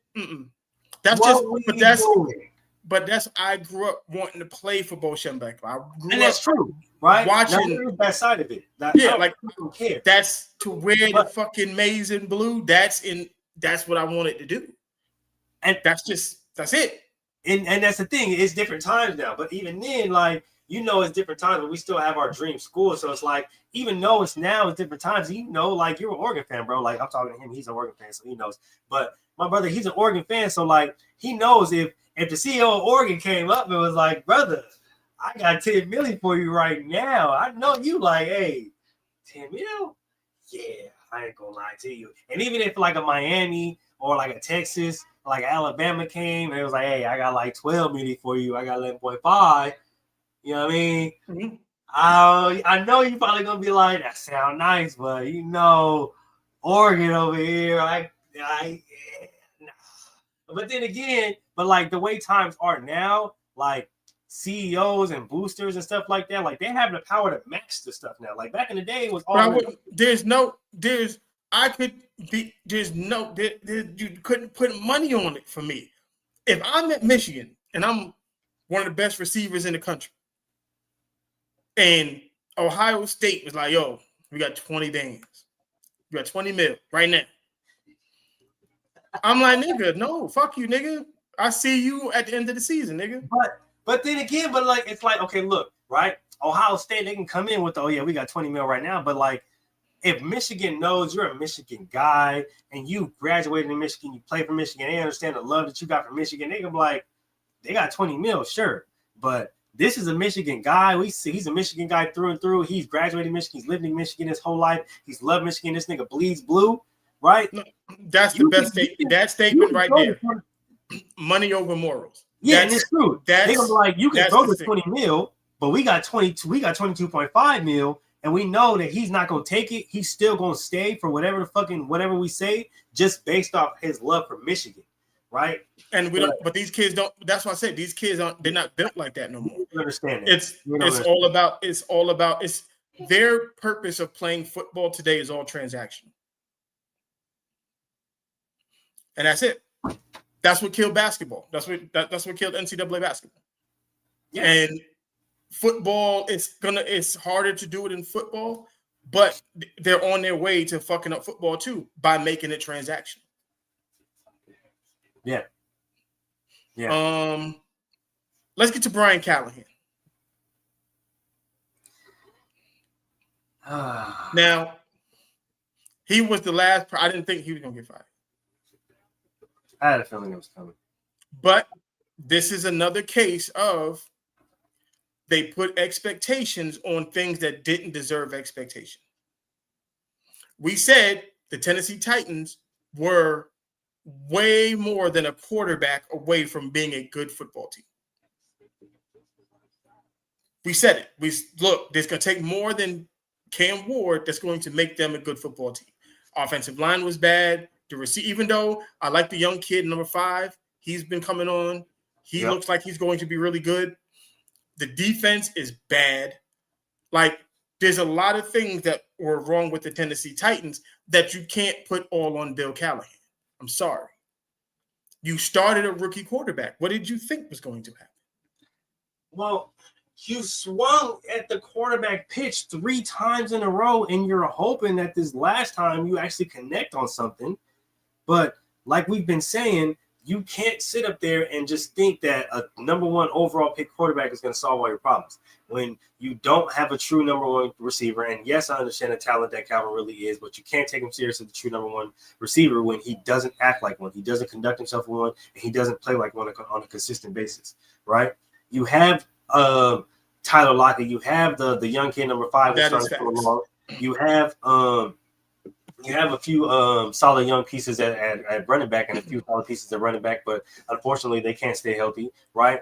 The defense can't stop a nosebleed. We've understand that statistically they're the best or they're the worst secondary in the league right now, right? Who can tell me they're starting linebacker, right? Who can tell me they're starting D line outside of Jeffrey Simmons, right? So like you thinking that Cam Ward is going to come in with how he played and save everything with Calvin Ridley, who got suspended and didn't really get the time to learn the offense, and then last year had to work with Malik Willis, and then he got traded and then had to work with the freaking mayonnaise boy, right? Like you can't sit here and say that, oh well, we're going to draft Cam Ward and then we're going to hire a Bill Callahan and now our problems are going to be fixed. No, like the defense still needs work, right? You gave L'Jarius Sneed a whole bunch of money and he's been trashed since he fucking got there, right? Like I said, you can't point me out the damn linebacker. Somebody tell me the names of the safety, like. We have to start doing things that's going to actually get right. If we're going to sit up here and talk about the team that Jalen Hurts has, and oh well, he's successful for the team. This is the thing, right?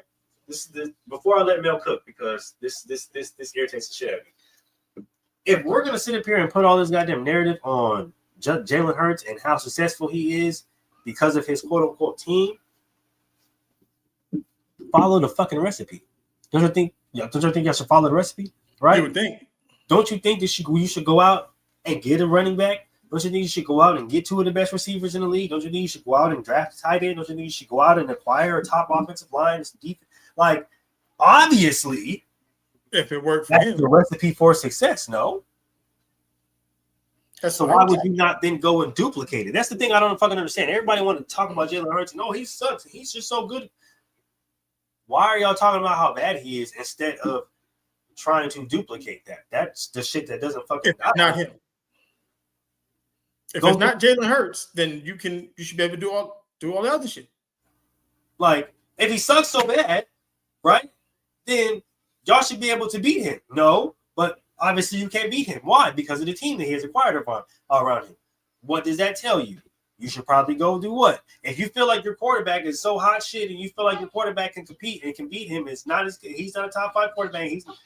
Then you should go get a team and surround your quarterback with the said team and understand that the team also makes the quarterback. I said it like when Tom Brady was successful in New England. And y'all and people act like you don't hear me. Yeah, like what TD said. I've always, my uncle, he built this team. He said, you start a team just like you build a house. You have to start with the foundation. The foundation of the offense, offensive line. Foundation of the defense, defensive line. What have the Eagles done? Drafted offensive linemen and defensive linemen. That's why you got Jalen Carter. That's why you got Jordan Davis. That's why you got Nolan Smith. That's why you had Fletcher Cox. That's why you had Graham from Michigan. Like you have to start on the lines, offensive and defensive. If you don't do those 2 things, nothing else is going to work. The Chargers are doing it right now. Yep. Yeah. Because Jim Harbaugh understands that. Yeah. Did we not see an offensive line in Dallas, Texas literally save Tony Romo's career? Yeah. Offensive line, defensive line. Except every single good team. Look at their offensive line and their defensive lines. Say what you want about Jerry Jones, but the nigga can draft. Literally saved Tony Romo. I tell people that all the time. Everybody want to get mad at me. Oh, Jerry Jones is horrible as a GM. No, he's not. If you can hit on 75% of your draft picks, that is not a you problem. That is a coaching problem after that. A coaching problem. That's not a drafting problem. It's a coach problem. Say what you want, but the nigga can draft. He understands and can evaluate talent. Yeah. The thing about it right, is like I said, you can't sit up here and act like Cam Ward is just going to save your team, right? No. Oh, like TD said, starts with the O-line, right? You have to build that O-line, right? Get somebody that's going to protect him, right? And then on top of that, you have to get the hogs in the middle, i.e. the center and the guards that's going to help you run the ball, that's going to help you be successful in running the ball. You have to get the defensive line that's going to cause pressure, that you can send creative stunts and can send creative defensive packages at, that's going to open up, or that's going to open up the defense so that your DBs and your linebackers can stay in coverage, right? Mm-hmm. Y'all don't do that. This is the reason why me and Mel said that bad teams should not get the pick of the top quarterbacks or should not get the pick of top talent, because y'all don't need. That's not obviously not what y'all need. Y'all need to build from what you guys need first, and then acquire the talent as you go throughout the years, right? But imagine how different.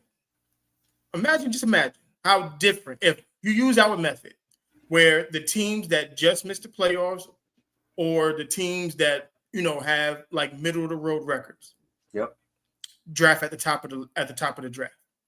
Just imagine how different the Miami Dolphins would feel right now if they drafted Cam Ward.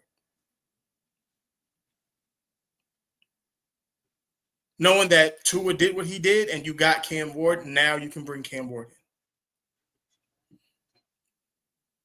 Or how different a team like who was in the middle last year in the AFC. Well, shit. Who was it? Who finished? I'm trying to think where. Hold on. Bear with me. Last year in 2024.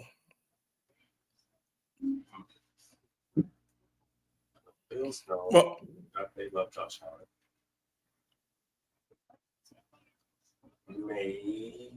Well, shit. Even we can even take Dallas. For instance. Take Dallas, for instance. Dallas would have definitely drafted Shador. That's what I'm just saying. The Cardinals. Like, there's teams in the middle would have drafted, because imagine T-Mac going to the Arizona Cardinals. Now, Kyler has Marvin Harrison and T-Mac. Mm-hmm. The Raiders were ass last year, so they wouldn't have been picking too high. They need too much. But just understanding that the Tennessee Titans, this is not a Bill Callahan problem. This is an organizational problem. Mm-hmm. And Bill Callahan got thrown to the wolves, and he shouldn't have been thrown to the wolves.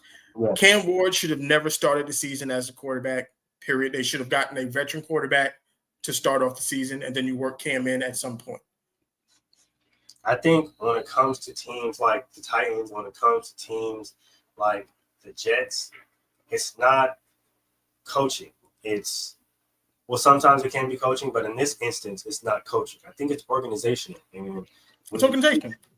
The organizational problems, I think the coaching gets better, and therefore the team follows to get better after that. But I think if the organization is always in turmoil, if the players don't necessarily feel comfortable in that organization, then you'll never have any type of successful output. Yep. Okay, so what's going to get to – go ahead and get to your college stuff real quick. We do, but our team is – our O-line is trash. So. Well, no. Offensive line is good. They just got the wrong niggas in the wrong spot. Well, let me say that. Let me preface it by saying that, like I said, a lot of teams have organizational problems, right? And when it comes to the Raiders, right, Peter and Chipper over there with Eugene, okay, we're using government names because these niggas don't get fucking nicknames when you're ass, all right? I don't care if they just want. You niggas are ass right now, so y'all don't get nicknames, all right? There is a lot of problems, right? And a lot of people talk about nepotism. A lot of people talk about how Shador and his daddy and all the stuff like that, but you don't talk about how these coaches also get opportunities because their dads are in positions of power. And right now, we have a young Carroll in the position of power with the offensive line doing dumb shit because there's no way that Jordan Meredith, nor Jordan Mark, whatever the fuck his name is, should be starting at center over Jackson Powers Johnson. JPJ should be starting at center. There's no way that Alex Kappa should even be on the team because he was legitimately rated bottom 5 guard last year. That should be where Jordan should be, honestly. Or you put Dylan Parham there. All right. You put Jordan on the other side at guard. When Colton Miller comes back, and you put DJ Glaze on that side, and then you run with that. All right, because the offensive line actually looked really solid when you had that kind of lineup. Minus, just put JPJ at center and call it a fucking day. Obviously.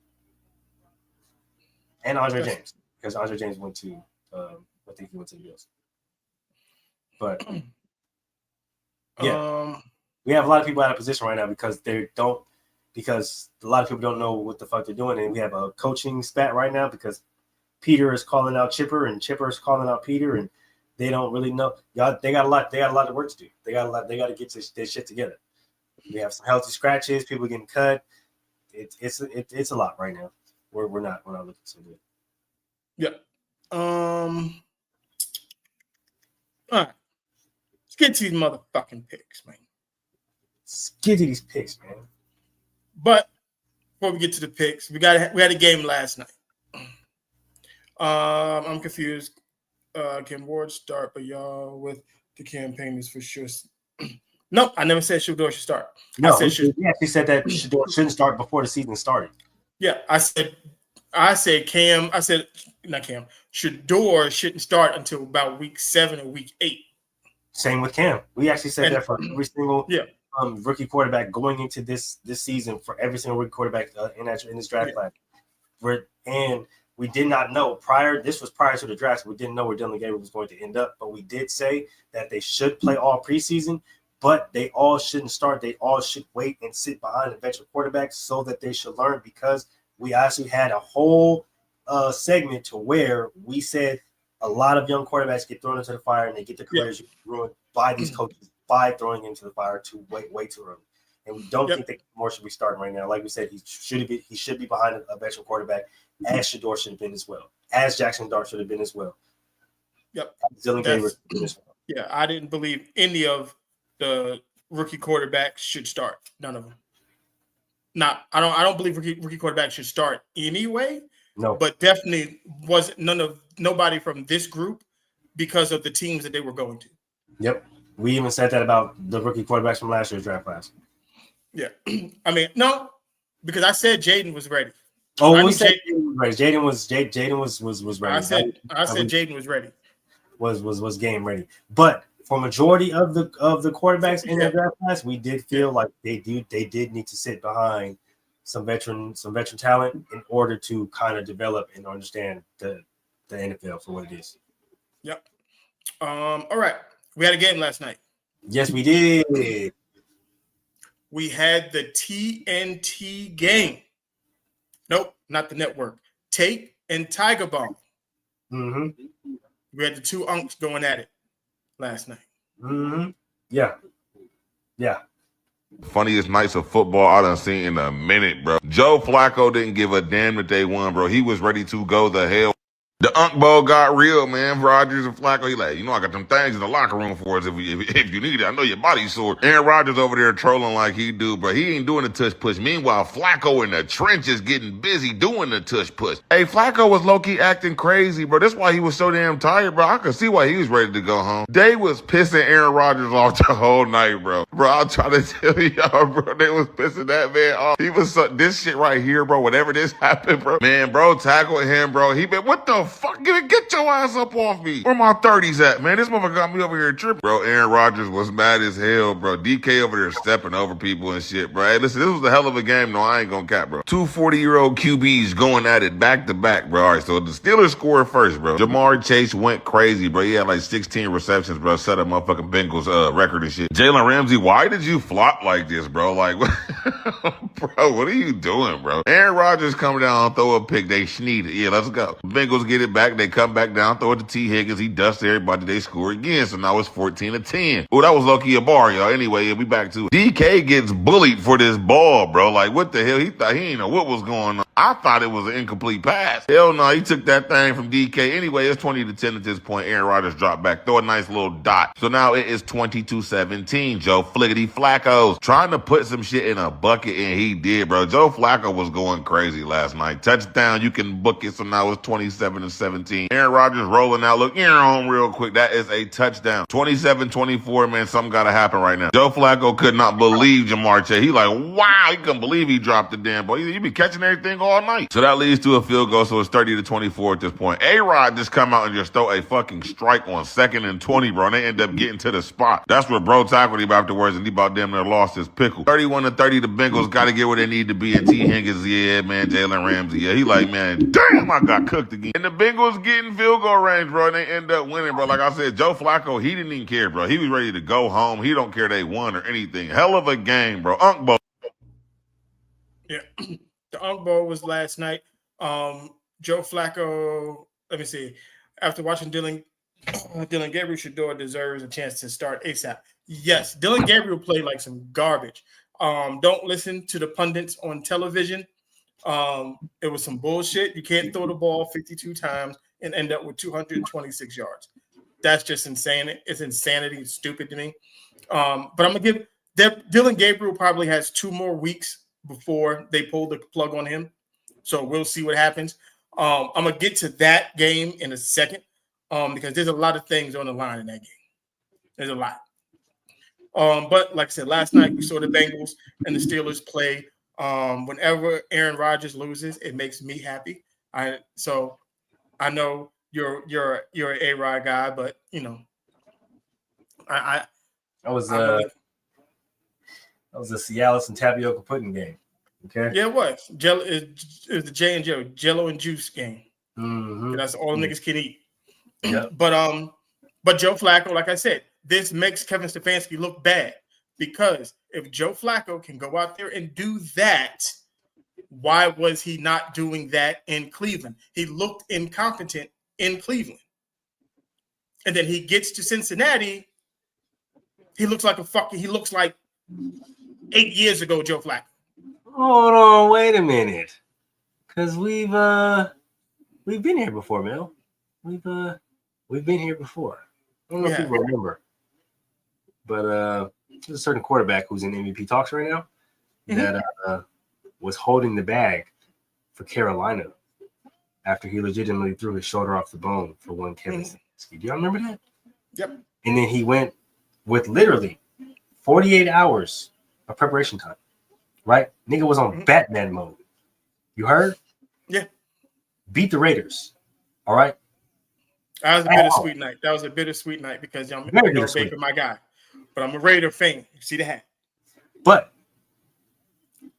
like I said, we've been here before because Joe Flacco leaves the Browns, goes to the Bengals in less than a week's time of preparation. Like I said, niggas is on Batman timing. Goes out and beats Aaron Rodgers and the Steelers in a high-scoring game, mind you. Yep. So, is that man still coach of the year? I asked you guys. I'm trying to tell you, it's not the players. I'm trying to tell you this right now.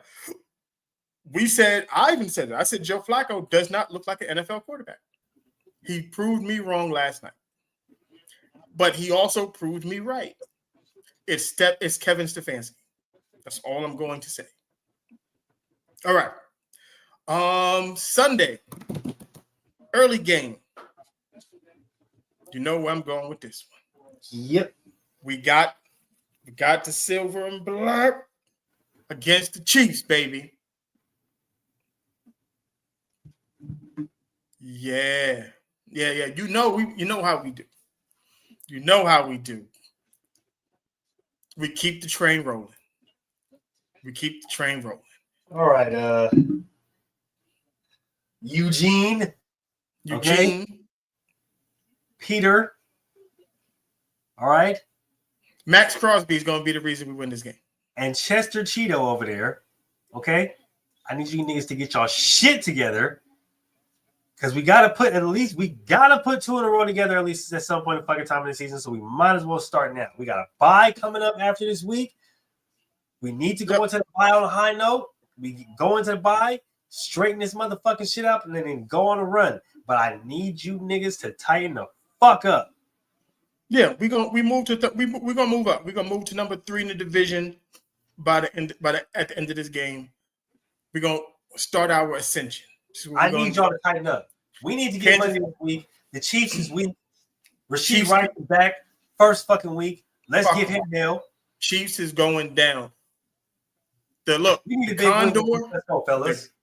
Condor will take flight. He's going to I'm telling you right now, we're wasting Max Crosby's defensive player of the year. Turn around, let's go, man. And there was a conversation going around who's better, Max Crosby or Micah Parsons. That shit is stupid. That's not even a conversation. It's Matt Crosby.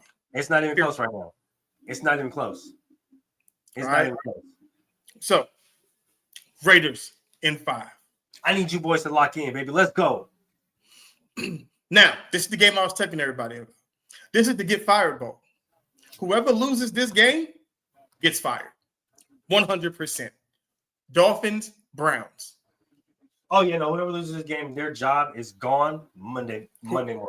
Whoever loses this game, that head coach is getting fired. Clipped. Sunday night. Book it. Now, the only problem is I don't know if I should pick this game with my mind and my football knowledge or with who I want to get fired. Give me the Browns. Tua going to throw 3 picks. See, but then I don't want Kevin Stefanski to keep his job. Neither do I. You see where I'm at? You see where I'm at? I do. And I think if Dylan Gabriel goes out and has a bad game, if he don't start Shador or he don't put Shador in the game, I think he is fired too. That might be a gift. If we can come out of this game where both these niggas get clipped, I'll have a good Sunday. So they both get fired by Monday. I have a good Sunday. I'm still gonna take the Dolphins though. I like that. You know what? I do have the Browns defense in fantasy. I might play them niggas this week. Oh yeah, most definitely. I'm telling you, 2 are gonna throw at least 2 of them. At least 2.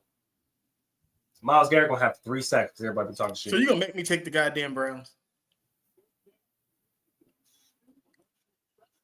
Telling you, Myles Garrett gonna have 3 sacks. 2 are gonna throw 2, at least 2. Right. I'll take Cleveland. I don't want to do it. I'm gonna take Cleveland. Fuck. All right. Next up, good old fashioned NFC East rivalry. I love it. Commanders, Cowboys. I was gonna say Redskins, but people sensitive. We're not there yet. We'll get there. I'm taking you know where I'm going. Yeah. I'm taking the Burgundy and gold. Yeah, you know where I'm going. Debo gonna go. We're here for it. Bonkers. Oh, no. You want to know who's gonna go crazy this week? Because I've been waiting for this. I've been waiting for this breakout game since everybody been talking about he's gonna have a sophomore slump, and everybody trying to say, "Oh, he's gonna have a JD5." That's what I'm saying. No, that's what I'm saying because Debo gonna go nuts. Just like right here. Yeah, JD5 is gonna have a crazy game. I need him to. I need him to. Yeah, at least 300 through the air, with almost 100 on the ground. Watch. JD5 is going to go crazy. Oh, you going? Okay, we're going Madden numbers. He's going Madden numbers. Watch. He's going to be tripping this game. Watch. I need that because I'm starting him in fantasy, so I need that. He's going to be tripping this year. The Cowboys defense. You remember I said USC couldn't stop a tear? They couldn't stop a cough if they seen it coming. Yeah, nah. Yeah, the Cowboys couldn't stop a car in traffic. Okay, I need it. I'm gonna lean on you. You're my guy, so I'm gonna lean on you on this one. Falcons 49ers. This is after the big game. We called it again. You know how we do. Yeah, we've been on a roll lately too. No, we've been killing it. If we was in Vegas, we'd be rich, right? We would be. We might have to take a trip. I ain't gonna lie to you. Like if we was on the sport, if we was on the what they call them on the sports books, Yeah, I might have to take a trip. Because our upset would have been crazy. We nailed every upset.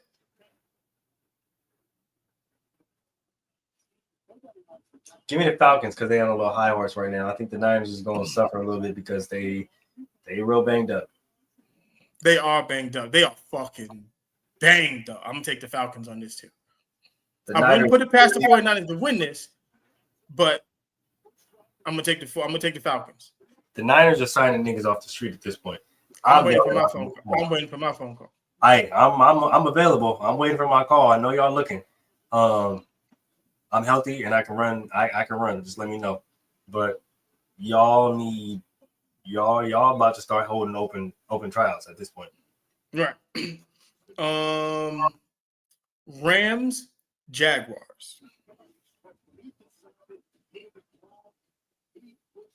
Rams. Ooh, wait, two. Actually, no, Rams. Because I know Puka's not playing, but you still got Tay. Tutu Atwell's finna get elevated, as is Jordan Whittington, whatever the fuck his last name is. Whittington's coming back? Okay. Yep. I got the Rams. I'm gonna go opposite. I'm gonna take Sunshine and the Jags. Sunshine. Yeah, I'm gonna take the Jags and Travis. I'm gonna take them. I feel like I'm gonna lean on Jacksonville today. I'm gonna lean on. All right, I can dig that. Next up, Mike Vrabel making his return to Tennessee. Patriots, Titans. Do we think the Titans come off on a high horse because their coach got fired? No. Or they're gonna get their ass whooped. Vrabel get his revenge in Tennessee because he shouldn't have been fired in the first place. He's gonna beat the shit out of the Titans. Yeah. Now I'm thinking about it. I got the Patriots defense too. I might play them niggas.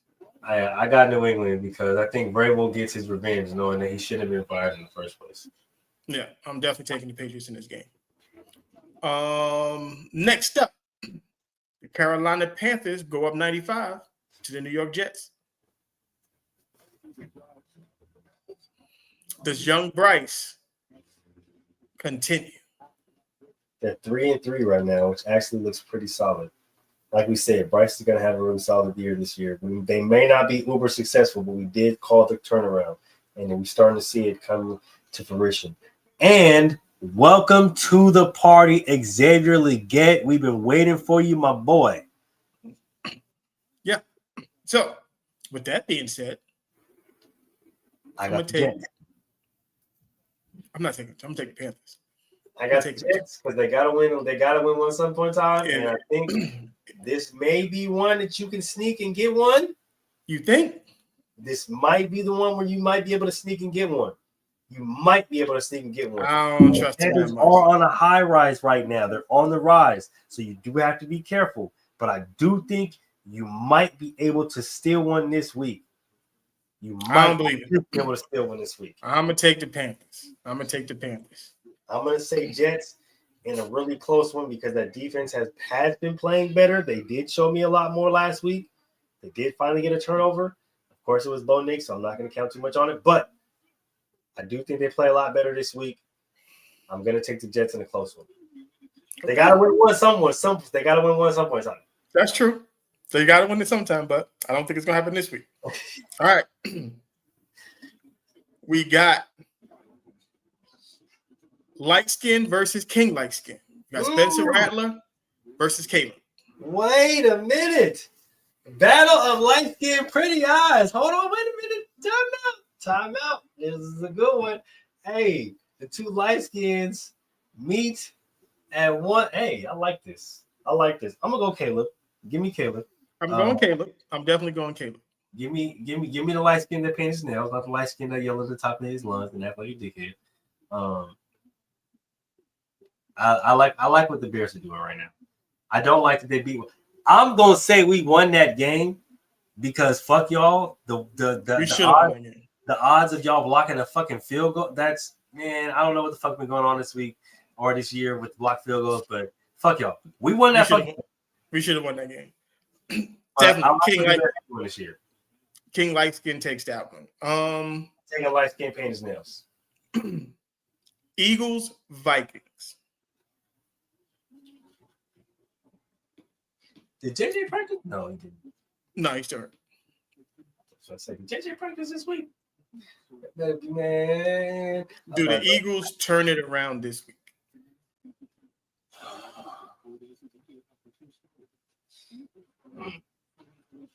Carson Wentz is playing again.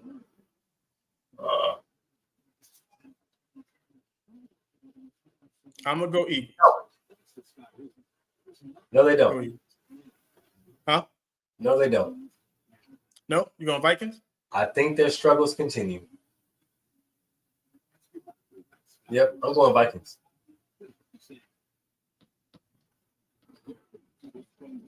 The secondary is hurt. Yep. Secondary's hurt. They haven't been able to get the run game going a lot. We understand what's going on in the pass game. I'm definitely no. Struggles. I'm sticking my guns. I'm going Eagles. Saquon has his game this week. I like that. Saquon finally has a big game. 200 yards? No, not big bet. I'm over 120. Over 120? 2 touchdowns. I can dig that. 165, 167 range, 2 tugs, maybe one through the air. So I'm gonna call 3 total. Yeah, I'm gonna go. This the Saquon game. They get back to playing Eagle football this week. They ride Saquon the same way the Falcons did Bijan. I like that. I like that a lot. I'm gonna still go Vikings because I still think the Eagles is gonna struggle, but I don't count out a Saquon big game. I'm not gonna lie to you. Okay. Colts, Chargers. There's a narrative going around right now that the Colts are overrated. I don't see how, but Based off the team that they've, I guess, have played up until this point, a lot of people feel like their record isn't what it should be. And I think this week they prove a lot of people wrong. Or a lot of people right. I'm taking the Colts. taking Colts. I'm gonna go Chargers. I like when we're on opposite sides. Yeah, no, it makes it more interesting. Yeah. I'm gonna go Chargers. Giants at Broncos. It's a tough. This is if the Bengals and the Steelers was the Unk Bowl. This is the Crash Out Bowl. Crash Out Bowl. This is the Crash Out Bowl. Okay. As much. No. I don't like neither one of these motherfuckers. So I don't like Brian Daboll, and I hate Bo Nix, and I hate Sean Payton. But I'm gonna take the Broncos.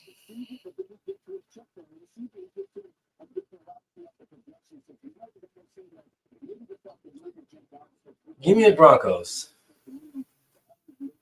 I'm taking the Broncos because I think the Giants have been on a little bit of a high horse and they come back down a little bit. Which is crazy because they only won one game with Jackson Dart, but everybody makes it seem they won 2 games with Jackson Dart. They won one, lost one, and then won another one. Yeah. But they make it seem like he's done more. They make it seem like he's done more than what he has done. Yes, and I do think that he gets humbled a little bit this game. I'm going to go Broncos. That Broncos defense is very daunting, so I'm going to go Broncos. All right. Here we go. We got Love and Fast Feet.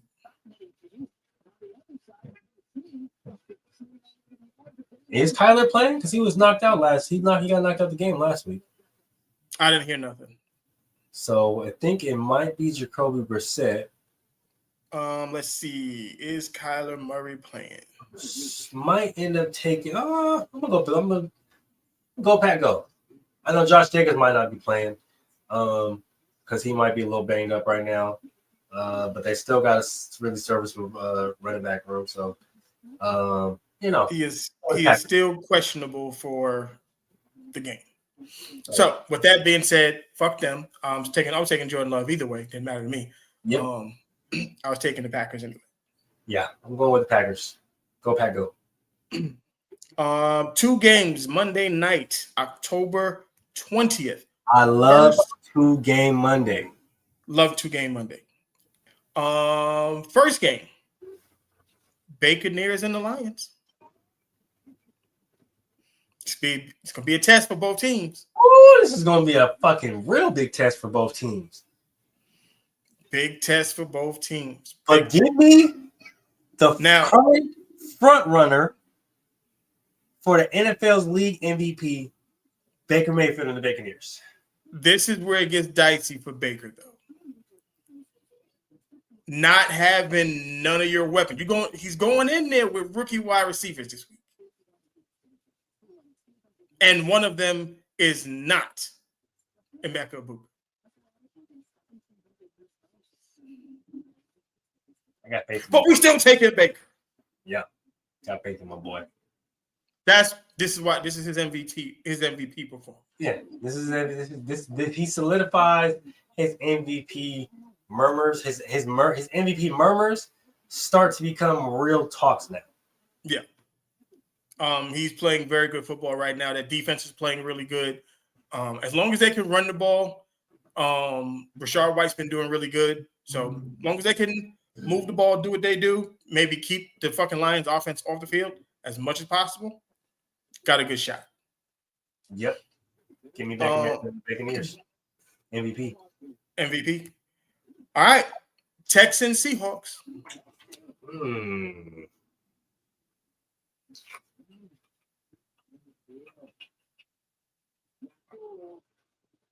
Texans just put up 44 points on the bad Ravens defense.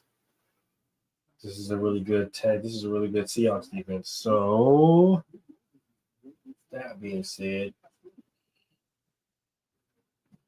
give me the Texans. I hate that I'm going to do this. I'm going to go Seahawks. I'm going to do it. I hate to do it because, CJ is my guy. But too many injuries. A lot of things ain't going right over there. Actually, you know what? Seahawks been playing really good football. Give me the Seahawks. I'm going to take the Seahawks on this one. I've been picking up against them every single for the past few weeks. They've proven me wrong. So this week, I'm going to go with the Seahawks. And then Thursday night on the 23rd, Chargers-Vikings in L.A.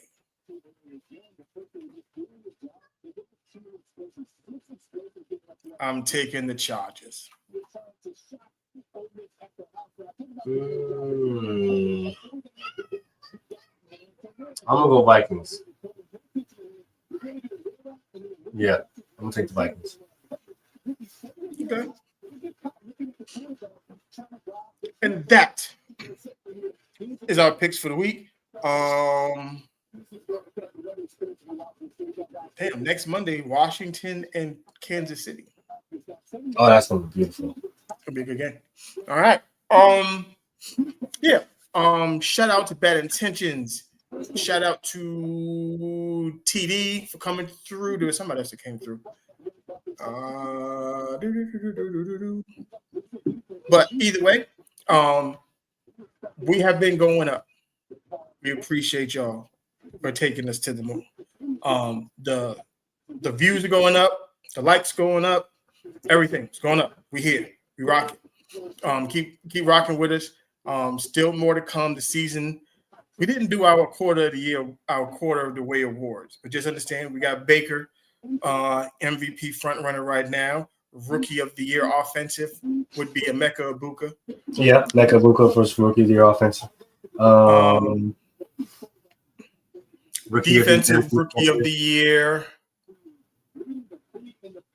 I would have to go really pay attention. I'd have to go look. I have to go rewatch film, but as of right now, Who's playing really well on defense right now as far as rookies go?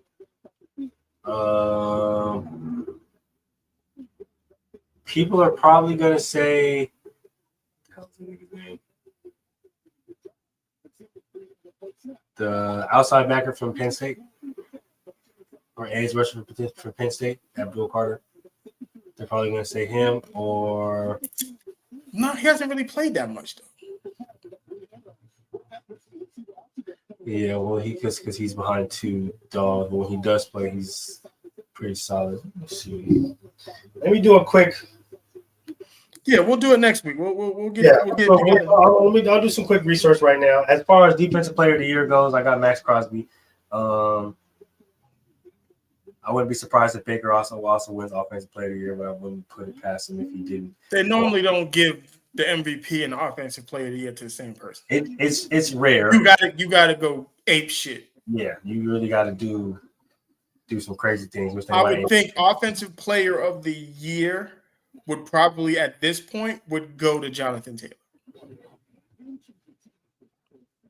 Yeah. Actually, yeah. I think Jonathan Taylor is probably a shoe-in for offensive player of the year right now. And then we'll get, like I said, we'll get to all of the good stuff next week. We'll do our researches. Mm-hmm. Yeah, I have to do my Googles and watch my films and whatnot. Yep. So again, follow us on all the socials: Instagram, the TikTok, Facebook, all that. Yeah. We are a couple subs away on TikTok to going live. You can turn up. Once we are able to go live, we're gonna get us to 1,000. Once we hit that, we are definitely going live on TikTok. Definitely going live. The YouTube shorts are starting to roll out. I appreciate you on that one too. Oh yeah, I got you. I got you. Make sure you guys keep tapping in with the YouTube shorts. I see the likes, I see the comments. Y'all keep going crazy. Keep liking, keep subscribing. You already know what the motto is. We not gonna stop until we get that plaque in the back. So keep coming back so we can keep going up. We appreciate y'all. Shout out to everybody in the comments. Shout out to everybody that slid through and watched us. Yeah, we can keep supplying with this dope ass content. So please keep coming back and supporting. Make sure y'all watch Basket Monday, Gentlemen's Talk on Wednesday. And you already know we coming back Friday for that football madness. You already know what it is. We're gonna see y'all next week. Peace. Yeah, come on, push your button. Push the goddamn button. Push the